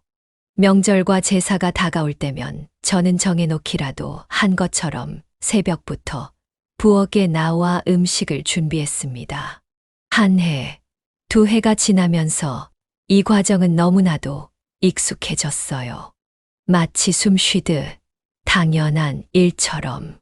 나이는 먹어가지 세월이 흐르면 흐를수록 건강에 적신호가 켜지는 것이 너무나도 잘 느껴졌습니다. 허리는 자주 결리고 손목은 시도 때도 없이 저리기 일쑤였습니다. 하지만 누구도 제 건강 상태를 걱정해 주는 사람이 없었어요. 어머님, 음식 준비는 잘 되고 계시죠? 오늘은 늦게 일어나신 것 같아서 걱정돼서 전화드렸어요. 저희 오늘도 야근할 것 같아서 음식 너무 식지 않도록 잘 만들어주세요. 명절과 바깥사돈의 제사 전날 며느리에게 걸려오는 전화의 멘트는 늘 똑같았습니다. 도움이 필요하냐는 말 한마디 없이 너무나 당연한 듯 음식은 준비가 잘 되고 있느냐, 오늘은 야근을 하니 명절 음식이 식지 않게 해달라는 것이었죠. 그러면 저는 짧은 한숨을 내쉬며 알겠다는 대답만 할 뿐이었고, 저의 대답을 들은 며느리는 웃으며 이렇게 대답했습니다. 그래도 어머님 덕분에 매년 편하게 제사상을 차릴 수 있어서 너무 좋아요. 다른 집은 그냥 음식 사서 대충 지내고 만다던데 항상 어머님 정성에 감사하고 있는 거 아시죠? 감사하다는 말은 들었지만 그 말 속에 진정한 감사의 의미는 없다는 것을 알았습니다. 고맙다면서도 언제나 모든 준비는 제 몫이었으니까요. 명절 차례상도 제사상도 그리고 평소에도 다를 바 없었습니다. 아들도 다를 바 없었죠. 그렇다고 용돈을 넉넉하게 쥐어주는 것도 아니었습니다. 언제 한 번은 장을 보게 용돈을 좀 달라고 이야기를 한 적이 있었는데 아들도 며느리도 둘 다 대놓고 얼굴을 구기면서 제게 이렇게 말을 하는 겁니다. 아니, 어머님 연금 나오시지 않아요? 그 연금 받은 돈은 다 어디에 쓰시고 저희한테 용돈을 달라고 하시는 거예요? 장은 최소한으로 보시면 되잖아요. 세 식구 사는데 굳이 많이 살 필요도 없고요. 저희도 요즘 많이 힘들어요. 대놓고 무안을 주는 며느리 때문에 저는 아무런 말도 할 수가 없었습니다. 단돈 5만 원이라도 줬으면 좋았을 걸. 뭐 그렇게 돈이 아까워서 저러는지 이해를 할 수가 없었죠. 이렇게 죄를 지는 저녁이면 며느리는 피곤하다며 거실 소파에 드러누워 휴대폰을 보기 바빴고 아들은 오늘도 너무 잘 먹었어요.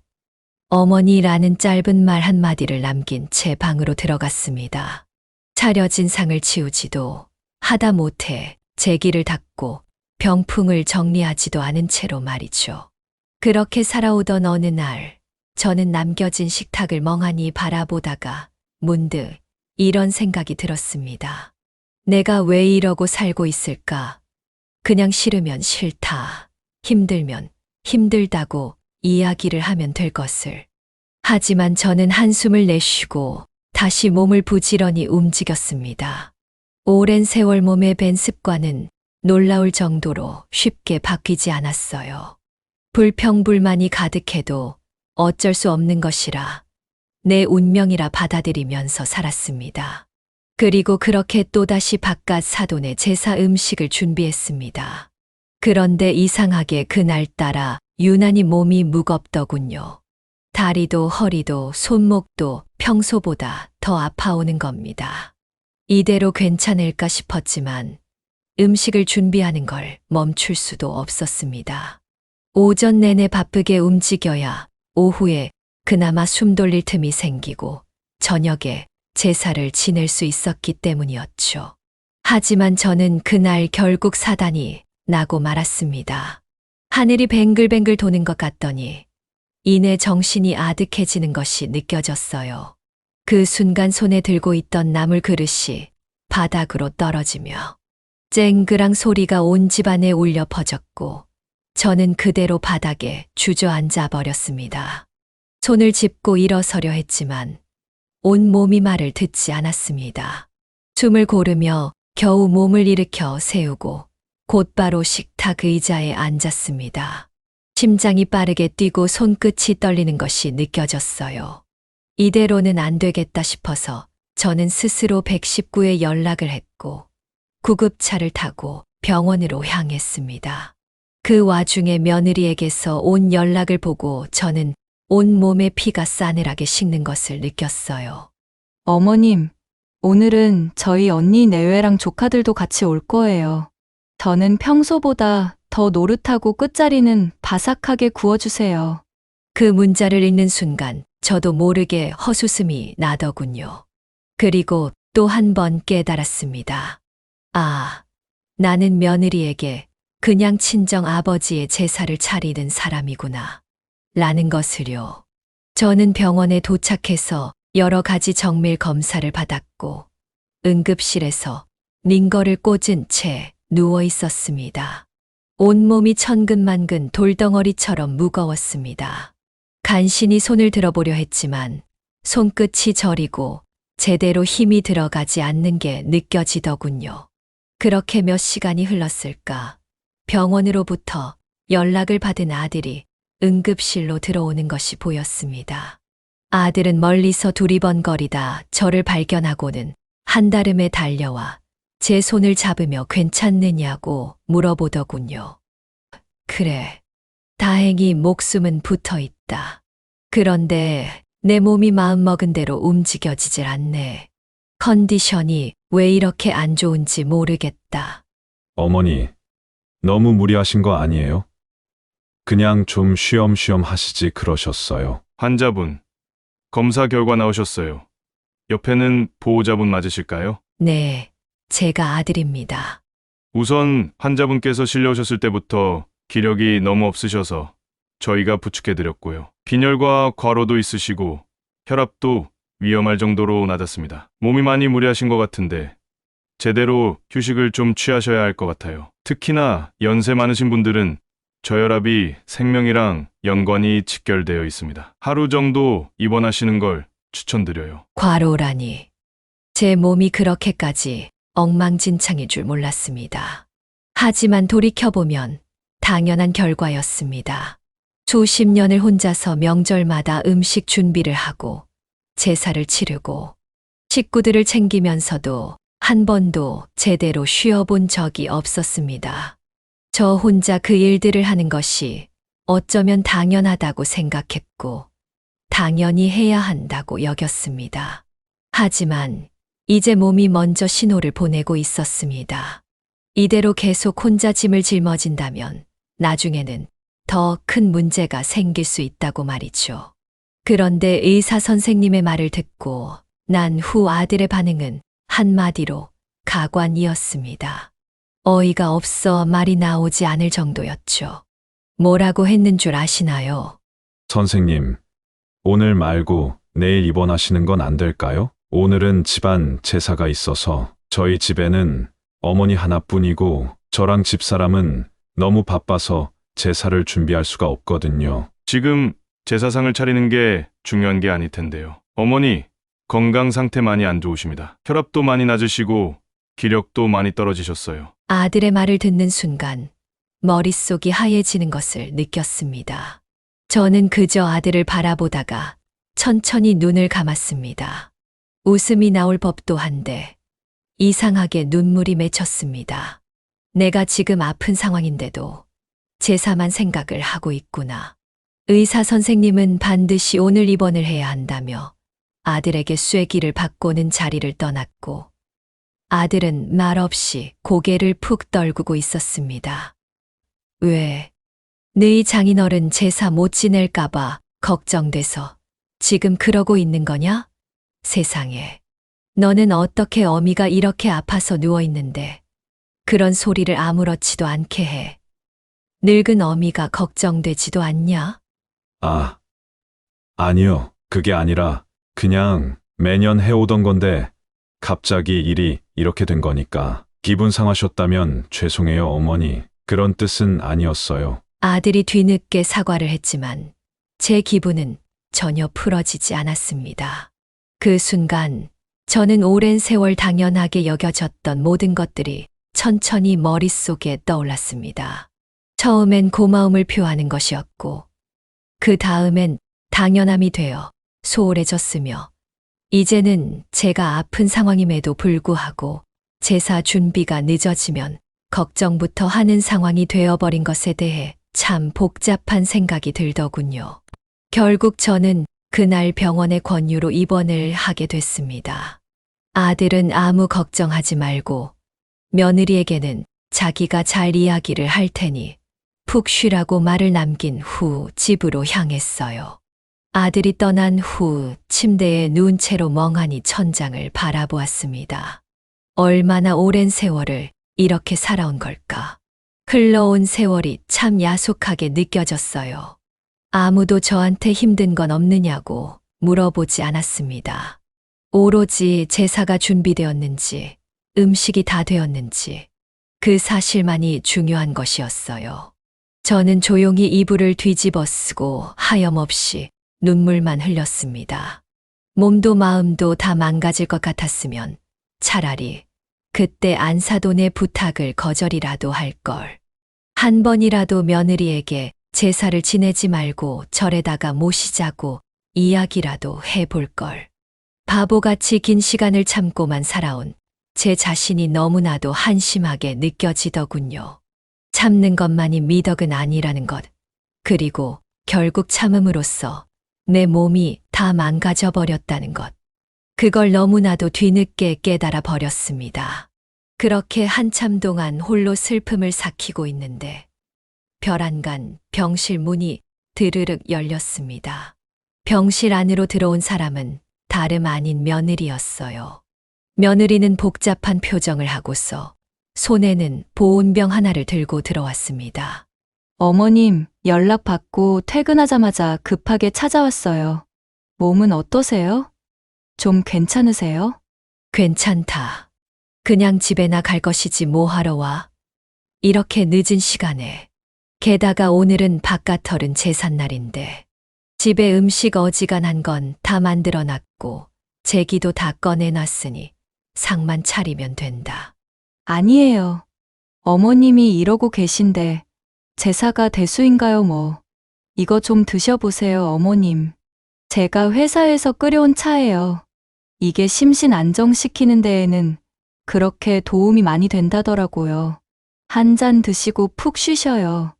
며느리의 말에 저는 아무런 대꾸도 하지 않았습니다. 며느리는 눈치를 보며 환하게 웃으려 했지만 전 어색하게 행동하고 있는 며느리를 그저 멍하니 바라만 보고 있을 뿐이었습니다. 며느리가 주는 차를 거절하고 싶었지만 따라주니 거절을 할 수도 없어서 저는 한 모금 살짝 입을 대고 옆에 있는 탁자에 그대로 보온병을 올려놓았습니다. 고맙다, 맛있네. 미안하지만 이만 가주겠니? 지금은 좀 혼자 있고 싶구나. 기운도 없고. 아, 네 알겠어요 어머님. 아무 걱정하지 마시고 푹 쉬셔요.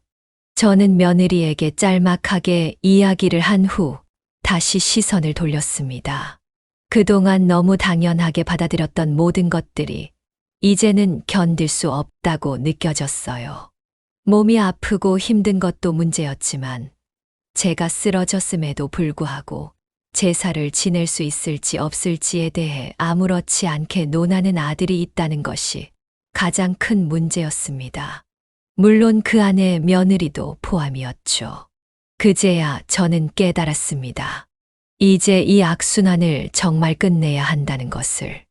더 이상은 스스로 참고 참다가 무너질 수 없다는 것을 말이지요. 단 하루 입원을 한 것이었지만 병원에서 누워있던 짧은 시간 동안 저는 제 삶의 모두를 돌아보게 됐습니다. 그리고 저는 마음 먹었어요. 지독한 이 굴레에서 벗어나기로. 이제는 꾹 참는 것이 아니라 제 할 말은 다 하고 살기로. 절대 겁내거나 걱정하지 않기로 말이죠. 그렇게 저는 다음 날 집으로 돌아가 아무렇지 않게 제사 준비를 시작했습니다. 마침 집에 있던 아들과 며느리는 깜짝 놀라며 제 행동을 말리기 시작했어요. 어머니, 뭐 하시는 거예요? 방금 병원에서 퇴원하고 오셨으면서 괜찮으니까 어서 방에 들어가 좀 쉬셔요. 맞아요 어머님. 그리고 제사는 어제였잖아요. 이미 다 지나갔으니까 신경 안 쓰셔도 돼요. 신경 안 써도 된다고 말을 하면서 이거를 정리도 안 해놓고 그대로 방치해놨니? 전이랑 산적 다 쉰 거 바라먹어 치우기라도 하던지. 집에는 어제 제가 준비해놓고 나간 제기들과 음식들이 그대로 방치되어 있었습니다. 사실 이 부분부터 조금 화가 치밀어 올랐어요. 보통 상식이 있는 사람들 같으면 어느 정도 정리라도 해 둘 텐데 이걸 그대로 남겨놓다니. 저는 말리는 아들과 며느리를 뒤로 한 채 다시 음식을 준비하기 시작했습니다. 여느 때와 다름없이 식어 빠진 전을 다시 후라이팬에 굽고 나물을 무치고 탕국을 끓였습니다. 익숙한 손길로 모든 음식을 준비하면서도 오늘이 마지막이라는 생각을 하니 묘하게 마음이 차분해지더군요. 아들과 며느리는 아무것도 모른 채 제가 준비를 하는 걸 구경하기만 했습니다. 그리고 음식이 어느 정도 다 준비가 되자 평소에는 안 하던 제사 준비를 돕기 시작했어요. 어머니, 상은 저기다가 펴놓으면 되죠. 제기에 음식도 하나하나 다 올릴게요. 어머님 병풍은 어느 방에 있어요? 제가 펼쳐서 세워놓을게요. 진작에 저렇게 했으면 참 좋았을걸. 이제 와서 바쁘게 준비를 돕는 척을 하는 아들과 며느리를 보니 웃음밖에 안 나오더군요. 어찌저찌 제사 지낼 준비는 모두 다 끝냈고 절만 하면 되는 상황이었습니다. 한참을 굳은 표정으로 있던 며느리는 그제서야 환히 웃으며 제게 이렇게 이야기했어요. 어머님, 오늘도 너무 정성껏 차려주셨네요. 오늘은 저희도 다 같이 준비를 해서 그런지 뭔가 모르게 더 풍성해 보이는 것 같기도 하고, 몸도 안 좋으실 텐데 너무 고생 많으셨어요. 여보, 당신 어머니한테 잘해드려. 세상 천지에 이런 시어머니 없다. 병원 입원하고 퇴원한 지 하루도 안 돼서 이렇게 제사상을 뚝딱 차려주시고. 진짜 어머님은 최고예요, 최고. 아들과 며느리가 호들갑을 떨며 저를 추켜 세웠지만 저는 아무런 대답도 하지 않았습니다. 대신 한동안 정성껏 차려놓은 제사상을 바라보았습니다. 가지런히 놓인 음식들, 정갈하게 정리된 제기들, 그리고 그 위에 담긴 세월과 묵묵한 희생도 눈에 보이는 듯 했어요. 한참 동안 표정 변화도 미동도 없이 제사상을 바라만 보고 있던 저는 아들과 며느리가 저를 올리려는 순간 제사상으로 성큼성큼 다가가 망설임 없이 상을 뒤집어 엎어버렸습니다. 제기와 음식들이 바닥에 떨어지며 우당탕 하고 요란한 소리가 집 전체에 울려 퍼졌습니다. 국물이 튀고 큰 충격으로 인해 깨져버린 제기들이 사방으로 흩어졌습니다. 거실이 일순간 고요해졌고 아들과 며느리는 멍한 표정으로 저를 바라보았습니다. 그 고요한 정적을 깨고 아들이 제게 소리를 질렀어요. 어머니, 갑자기 멀쩡한 상을 뒤집어 엎으시다니. 이게 대체 뭐 하시는 거예요? 저는 천천히 아들과 며느리의 얼굴을 바라보며 담담한 목소리로 입을 열었습니다. 내가 죽기 전에 준비한 제사는 오늘이 마지막이다. 이제 더 이상 바깥털은 제사상을 내 손으로 차릴 일은 없을 거야. 어머님, 갑자기 무슨 말씀을 하시는 거예요? 저희는 분명 어머님께 쉬라고 말씀드렸고, 저희 아버지 제사를 챙겨야 한다면서 음식을 만드신 건 어머님이시잖아요. 어머님께서 스스로 다 결정 내리고 준비하신 거 아니에요? 그런데 지금 이렇게 상을 엎으시는 것도 모자라서 그런 식으로 말씀을 하신다고요? 목에 핏대까지 설 정도로 고래고래 소리를 지르는 며느리를 보면서 저는 조용히 방 안에 들어가 무언가를 가지고 나와 아들과 며느리에게 내밀었습니다. 그건 바로 비용 정산서였죠. 이건 지난 시간 동안 내가 바깥 사돈 제사를 준비하면서 썼던 비용 정산서야. 음식 만드는 데 쓰인 식재료값, 전기세, 가스비, 내 노동력까지 하나도 빠짐없이 정산을 해뒀다. 만약 너희가 죽어도 나한테 제사 음식을 차리라고 말하고 싶거든. 이제부터는 바깥 사돈 제사 치르는 비용을 나한테 직접 입금해라. 아들과 며느리는 말을 잊지 못하고 서류를 내려다봤습니다. 예상보다 훨씬 큰 금액에 며느리의 얼굴이 새하얗게 질리더군요. 그렇게까지 금액이 많이 나오는 줄은 몰랐을 겁니다. 단 한 번도 장을 보지 않았으니까요. 어머님, 이건 좀 너무 많은 것 같은데요. 이렇게까지 많이 나올 거라고는 전혀 생각도 못 했는데. 그리고 어머님 노동비까지 여기다가 포함을 시키시면 어떡해요? 저희는 가족인데 그 정도도 못 해주시는 거예요? 참. 기가 막혀서. 그래, 너 말 잘했다. 내가 처음에 바깥사돈 제사 지낼 때 너 항상 고맙다고 나한테 이야기했었지. 옆에서 크게 도움은 안 됐지만 도와주기도 하고 말이야. 그런데 한 해, 두 해 지나고 나니까 너 나한테 어떻게 행동했니? 맡겨놓은 것처럼 굴지 않았어. 어머니, 그건 저희가 바빠서 그런 거라고 말씀드렸잖아요. 바빠서 그런 거면 수고하셨어요. 한마디 안 해도 되는 거냐? 쎄 빠지게 내가 차린 밥 먹고 나서 설거지 한 번 안 한 게 너희들이야. 제사상 차리고 나면 그제야 기어들어와서 숟가락 몇 번 움직이고 잘 먹었습니다. 말 한마디 안 한 채로 들어 누워버리고 방에 들어가 버리고 한 게 너희들이라고. 바깥사돈 제사부터 시작해서 네 아버지 제사, 명절 차례상까지 다 준비해온 내 시간과 노력을 생각해봐. 이건 값을 매길 수도 없는 일이다. 어머니 지금 너무 흥분하셨어요. 우선 차분하게 마음을 좀 가라앉히시고. 아니, 나는 지금 그 누구보다 이성적이다. 전혀 흥분하지 않았어. 이제부터 제사 지내고 싶으면 너희가 직접 장 보고 요리해서 상 차려라. 나는 오늘부로 손 뗄 테니까. 그리고 앞으로 더 이상 내게 제사 관련된 부탁하지 마라. 부탁하고 싶으면 돈부터 입금하고. 아들과 며느리는 단호한 저의 반응에 아주 크게 당황한 것 같았습니다. 제가 이렇게까지 나올 거라고는 전혀 생각하지 못한 것 같았어요. 두 사람의 반응을 보고 저는 진작에 이렇게 행동을 했어야 하는데 하고 뒤늦은 후회가 밀려왔습니다. 아니 입금이고 뭐고를 떠나서 저희는 한 번도 준비를 해보지 않았는데 어떻게 해요 저희가. 이건 정말 아닌 것 같아요 어머님. 화 좀 풀고 저희 대화로 해결해요 대화로. 예. 어머, 지금 내가 하는 건 대화가 아니고 뭐니? 그리고 준비? 나는 젊었을 때부터 지금까지 해왔어.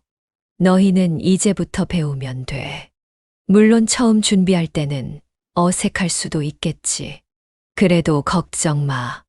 요즘은 유튜브에 제사 음식 만드는 법도 다 나오더라. 며느리와 아들은 서로 눈짓을 주고받기 바빴고, 저는 그러던지 말던지 외면한 채 부엌으로 가서 평소처럼 물 한 잔을 따라 마셨습니다. 그리고 전전긍긍하는 두 사람을 바라보며 홀가분한 미소를 지었습니다. 이제는 지옥 같았던 명절과 제삿날이 나한테 편안한 날이 될 수도 있겠구나. 거실에서는 여전히 당황한 얼굴로 서 있는 아들과 며느리의 모습과 깨진 제기, 음식들이 나뒹굴고 있는 모습이 보였지만 저는 더 이상 신경 쓰지 않았습니다. 이제부터는 제가 아닌 그들이 머리를 싸매고 고생을 할 차례였으니까요. 저는 단 한 번도 하늘을 제대로 바라본 적이 없었는데 마음이 편안해지니 그제서야 하늘이 눈에 들어왔습니다. 파란 하늘 위로 구름이 유유히 떠다니는 것이 보이더군요. 마치 이제야 자유로워진 제 마음을 대변하듯이 말이죠. 그날 이후 저는 제사 준비는 물론이고 집안일도 손 하나 까딱하지 않았습니다. 아들과 며느리는 그동안 저와 대화를 하려고 부단히 노력했지만 저는 아주 당연하게 밀어냈어요. 굳이 대화를 해서 뭐 하겠어요. 제 속만 더 뒤집어질 게 불보듯 뻔했기에 말 한마디 섞지 않았습니다. 한 집안에 살면서 밥을 먹을 때도 눈을 마주치지 않고 먹었죠. 명절이 다가오고 제삿날이 찾아와도 굳이 부엌에 들어가지 않았고 장을 보기 위해 아들 내외에게 돈을 달라는 이야기를 하지 않아도 됐습니다. 평소 같았으면 새벽부터 장을 보고 밤새 전을 부치고 국을 끓이며 땀을 흘렸을 텐데 이번에는 푹신한 소파에 앉아서 편안하게 여유를 즐겼습니다. 창밖으로 보이는 가을 하늘이 유난히 높고 맑아 보이더군요. 날씨가 얼마나 좋은가 창문을 열어보니 선선한 바람이 불어왔습니다. 처음으로 명절을 이렇게 여유롭게 스트레스 없이 맞이하는 것 같아서 괜히 기분까지 간질거리더라고요. 그렇게 한창 자유를 즐기고 있던 순간 제 휴대폰이 요란하게 울렸습니다. 전화를 걸어온 사람은 다름 아닌 아들이었어요. 어머니, 저희가 다 죄송해요. 그동안 어머니가 일을 하시는 걸 너무 당연하게 생각했어요. 저희 정말 많이 반성했어요. 그러니까 이 일에 대해 다시 이야기를 나눠볼 수 있을까요? 아들은 전전긍긍 떨리는 목소리로 제게 잘못했다고 이야기했습니다. 평소 같았으면 일이 바쁘니 연락도 하지 말라고 이야기를 했을 아들이 제게 이렇게 저자세로 나오니 그저 우습기만 하더군요. 저는 한참 동안 수화기를 손에 쥐고 있다가 이내 전화를 끊어버렸습니다. 그리고 그날 저녁 집에 들어온 아들과 며느리에게 이렇게 이야기했어요. 자, 너희가 하고 싶은 말이 뭔지 얼른 해봐라. 그동안 어머니께서 얼마나 스트레스를 받으셨을지 고려하지 못해서 죄송해요. 그래도 한 집에 살면서 이렇게 서로 척지고 사는 건 좀 아니잖아요. 어머니도 어른이고 저희도 어른인데 좋게 이야기를 해서 풀 수 있는 문제라고 생각해요. 맞아요, 어머님. 저희도 그동안 반성 정말 많이 했어요. 저희가 했던 행동들이 절대 옳은 행동이 아니라는 것도 잘 알고 있고요. 죄송해요, 어머님. 저희가 다 잘못했으니까 이제 그만 화 푸세요. 한 집에 살면서 이러고 사는 게 말이 안 된다. 그러면 내가 이 집을 나가면 되는 문제네. 너희 말인 즉슨 같이 살면서 말 한마디 안 하는 게 숨 막히고 불편하다는 거 아니야. 아니요, 어머니. 그게 아니라 마침 오늘 너희 이모한테 연락 왔더라. 이사를 가게 됐는데 이사 갈 집이 너무 넓다고 혼자 살기에 적적하니 같이 살 생각이 없느냐고. 그거 듣고 나는 단박에 오케이 했지. 너도 알지? 엄마 인생 마지막 목표가 귀농이었던 거.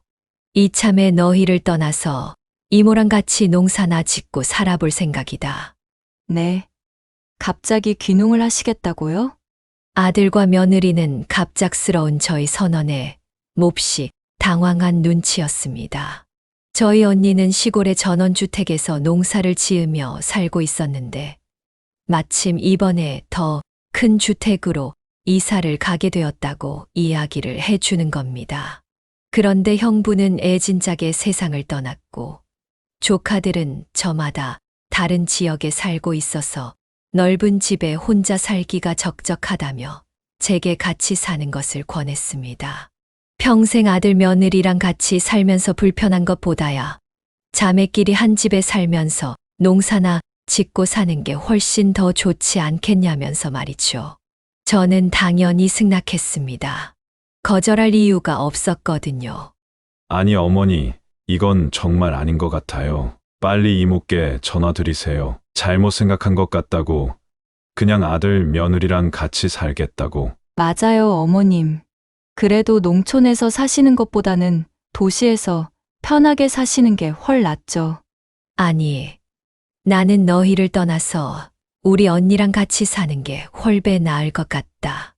너희 말대로 한 지붕 아래 살면서 눈도 안 마주치고 말 한마디 안 섞으면서 불편하게 지낼 바에야 내가 나가는 게 낫지 않겠니? 나는 이미 결정을 내렸고 내일 바로 내려갈 생각이니 그렇게 알고들 있거라. 다음 날 저는 해가 뜨기도 전에 짐을 챙겨서 아들 며느리와 함께 살던 집을 떠났습니다. 모든 걸 다 내려놓으니 아무 미련도 없이 쿨을 떠날 수 있겠더군요. 그 집을 나오자마자 홀가분한 기분이 확 들었습니다. 오랜 세월 알아왔던 나의 모든 것을 내려두고 이제는 새로운 삶을 위해 출발한다는 생각으로 캐리어를 끌고 언니가 살고 있는 곳으로 향했습니다. 그날 이후 아들, 며느리는 돌아가면서 제게 꾸준히 연락을 해왔습니다. 제가 답장이 없어도 마치 자기네들의 메모장처럼 할 말을 꾸준히 하더군요. 그리고 아들과 며느리는 제사 준비로 고군분투하고 있다는 소식도 전해줬습니다. 처음에는 음식 재료를 어떻게 사야 할지도 몰라 시장과 마트를 오가면서 헤맸고 나물을 무치면서는 양념을 제대로 맞추지 못해 몇 번이나 버렸다고 했습니다. 수육 삶는 법조차 몰라서 유튜브 영상을 뒤져보며 따라하다가 실패하기도 했다고 하더군요. 어머님, 전을 부치는데 너무 기름이 튀어서 겁나요. 그렇다고 덜 넣자기엔 눌어붙을 것 같아서 걱정되는데 어떻게 해야 맛있게 구울 수 있는지 알려주세요. 어머님 노하우가 절실히 필요해요. 며느리는 시시때때로 제게 그렇게 질문을 보내왔지만 저는 그 어떤 것도 대답해 주지 않았습니다. 그동안 내가 감당했던 수많은 명절과 제삿날을 떠올려보면 이 정도는 몸으로 직접 부딪히고 고생을 해봐야 한다고 생각했어요. 그렇게 저는 어떤 스트레스도 받지 않기 위해 아들 내외와 연락을 다 끊어버렸습니다. 저들이야 저한테 문자를 보내든 전화를 걸든 전혀 개의치 않고 말이죠. 아들 내외에게서 벗어난 저는 이제 명절을 어떻게 보내시는지 궁금하실 겁니다. 가족이라고는 언니와 저 둘뿐이기에 딱히 뭘 더하는 것 없이 저희끼리 키운 농작물을 소소하게 뜯어서 요리를 해 먹고 즐겁게 마음 편히 지내고 있어요. 아, 언니 여기 와서 처음 느끼는 건데, 이제야 명절이 좀 명절다운 것 같아. 굳이 손에 뜨거운 기름 안 묻혀도 되고, 진작에 이러고 살 걸 그랬어. 그러니까 말이야. 진작 이렇게 살 걸. 아무것도 걱정하지 않아도 되는 삶. 자유롭게 마음을 열어놓아도 되는 삶. 이런 삶에 저는 너무나도 만족하면서 잘 지내고 있었습니다. 그러던 어느 날, 별안간 은행에서 돈이 입금됐다는 문자 한 통이 왔습니다. 대체 어디서 들어온 돈인지 확인해 본 저는 돈을 보낸 사람을 확인해 보고서 웃음을 터뜨리고 말았습니다. 문자에는 제사 비용이라는 문구와 함께 50만 원이라는 돈이 입금되어 있었어요. 보낸 사람은 바로 아들이었죠. 아들은 결국 제가 청구했던 비용을 보내기 시작했습니다. 그 후 전화를 걸어 처음으로 대화를 시도했어요. 처음에는 한 달에 30만 원으로 협상하려 했지만 제가 지금까지 들인 비용을 고려하면 터무니없는 금액이었습니다. 결국 50만 원으로 합의가 됐고 그 돈은 다달이 제 통장에 입금되었습니다. 물론 아들이 보내는 돈은 추가로 제사를 준비하는 비용이 아닌 그동안 제가 고생한 값이었어요. 비용 청구서에 적힌 돈들을 다달이 나눠서 보내는 것이었죠. 그리고 얼마 후 아들은 제게 전화를 걸어 조심스럽게 물었습니다. 어머니, 혹시 시간 되시면 같이 식사하실래요? 저희가 이모 살고 계신 곳으로 갈게요. 오랜만에 이모도 같이 모시고 식사해요. 뭐하러 여기까지 온다 그래? 너희 맨날 바쁘다는 말 입에 달고 살지 않았니? 이제 바쁜 일 다 끝났어요. 그리고 그동안 많이 죄송했어요. 어머니가 안 계시고 나니까 그제서야 저희 둘 다 반성을 하게 되더라고요. 사람은 역시 있을 때 잘해야 하는 거라고 반성 많이 했으니 이제 용서해 주세요. 아들의 말을 들은 저는 순간 고민에 빠지기 시작했습니다. 과연 이 말이 진심일까 하는 생각이 들더라고요. 그래도 이제는 한번 믿어보기로 했습니다. 그동안 보여줬던 모습으로 충분히 반성했을 거라 생각했거든요. 그래, 맛있는 거 사라. 아, 네 어머니. 주소 찍어주시면 저희가 그쪽으로 갈게요. 다음 날 아들과 며느리는 정말로 언니가 살고 있는 곳으로 찾아왔습니다. 오랜만에 아들, 며느리와 마주 앉아 식사를 하면서 저는 그동안의 서운함을 조금씩 내려놓기 시작했어요. 아들은 익숙하지 않은 듯 서툰 손길로 제게 음식을 덜어주면서 머뭇거리다가 넌지시 말했습니다. 앞으로는 어머니가 명절을 편하게 보내셨으면 좋겠어요. 앞으로는 제사에 제 자도 꺼내지 않으려고 아버지랑 장인어른 두 분 다 절에다가 모시고 왔어요. 저희가 해보니까 알겠더라고요. 그동안 어머니께서 얼마나 힘드셨을까 하면서요. 많이 울고 반성했어요. 2번 다시는 어머니 마음 힘들게 안 할게요. 저는 대답 대신 고개를 끄덕였고 옆에서 아들의 말을 듣고 있던 언니도 살풋이 웃어 보였습니다. 진작에 좀 깨달았다면 이런 일은 없었을지도 모르지만 그래도 지금이라도 정신을 차렸다고 하니 참 다행이라는 생각도 들었어요. 이제는 명절 때마다 아들을 보러 올라가고 있고 남편의 기일에는 저를 찾아가 인사를 하고 있습니다. 나이는 먹을 만큼 먹었지만 이제는 타인을 위한 삶, 참는 삶이 아닌 제 인생을 제대로 살아보려고 합니다. 저의 사연을 읽어주신 많은 분들에게 감사하다는 인사를 드리고 싶습니다. 네, 오늘 이야기는 어떠셨나요? 오늘 이야기를 듣고 어떻게 생각하시는지 어머님, 아버님의 생각을 댓글로 공유해주세요. 저는 또 다른 사연으로 찾아뵙겠습니다. 좋아요, 구독, 알람 설정을 통해 앞으로도 따뜻한 정을 나눌 수 있게 함께 해주세요. 어머님, 아버님의 삶의 지혜와 경험을 나눌 수 있는 통로가 되겠습니다. 오늘도 인생을 바꾸는 관점을 통해 사연을 들어주셔서 감사합니다.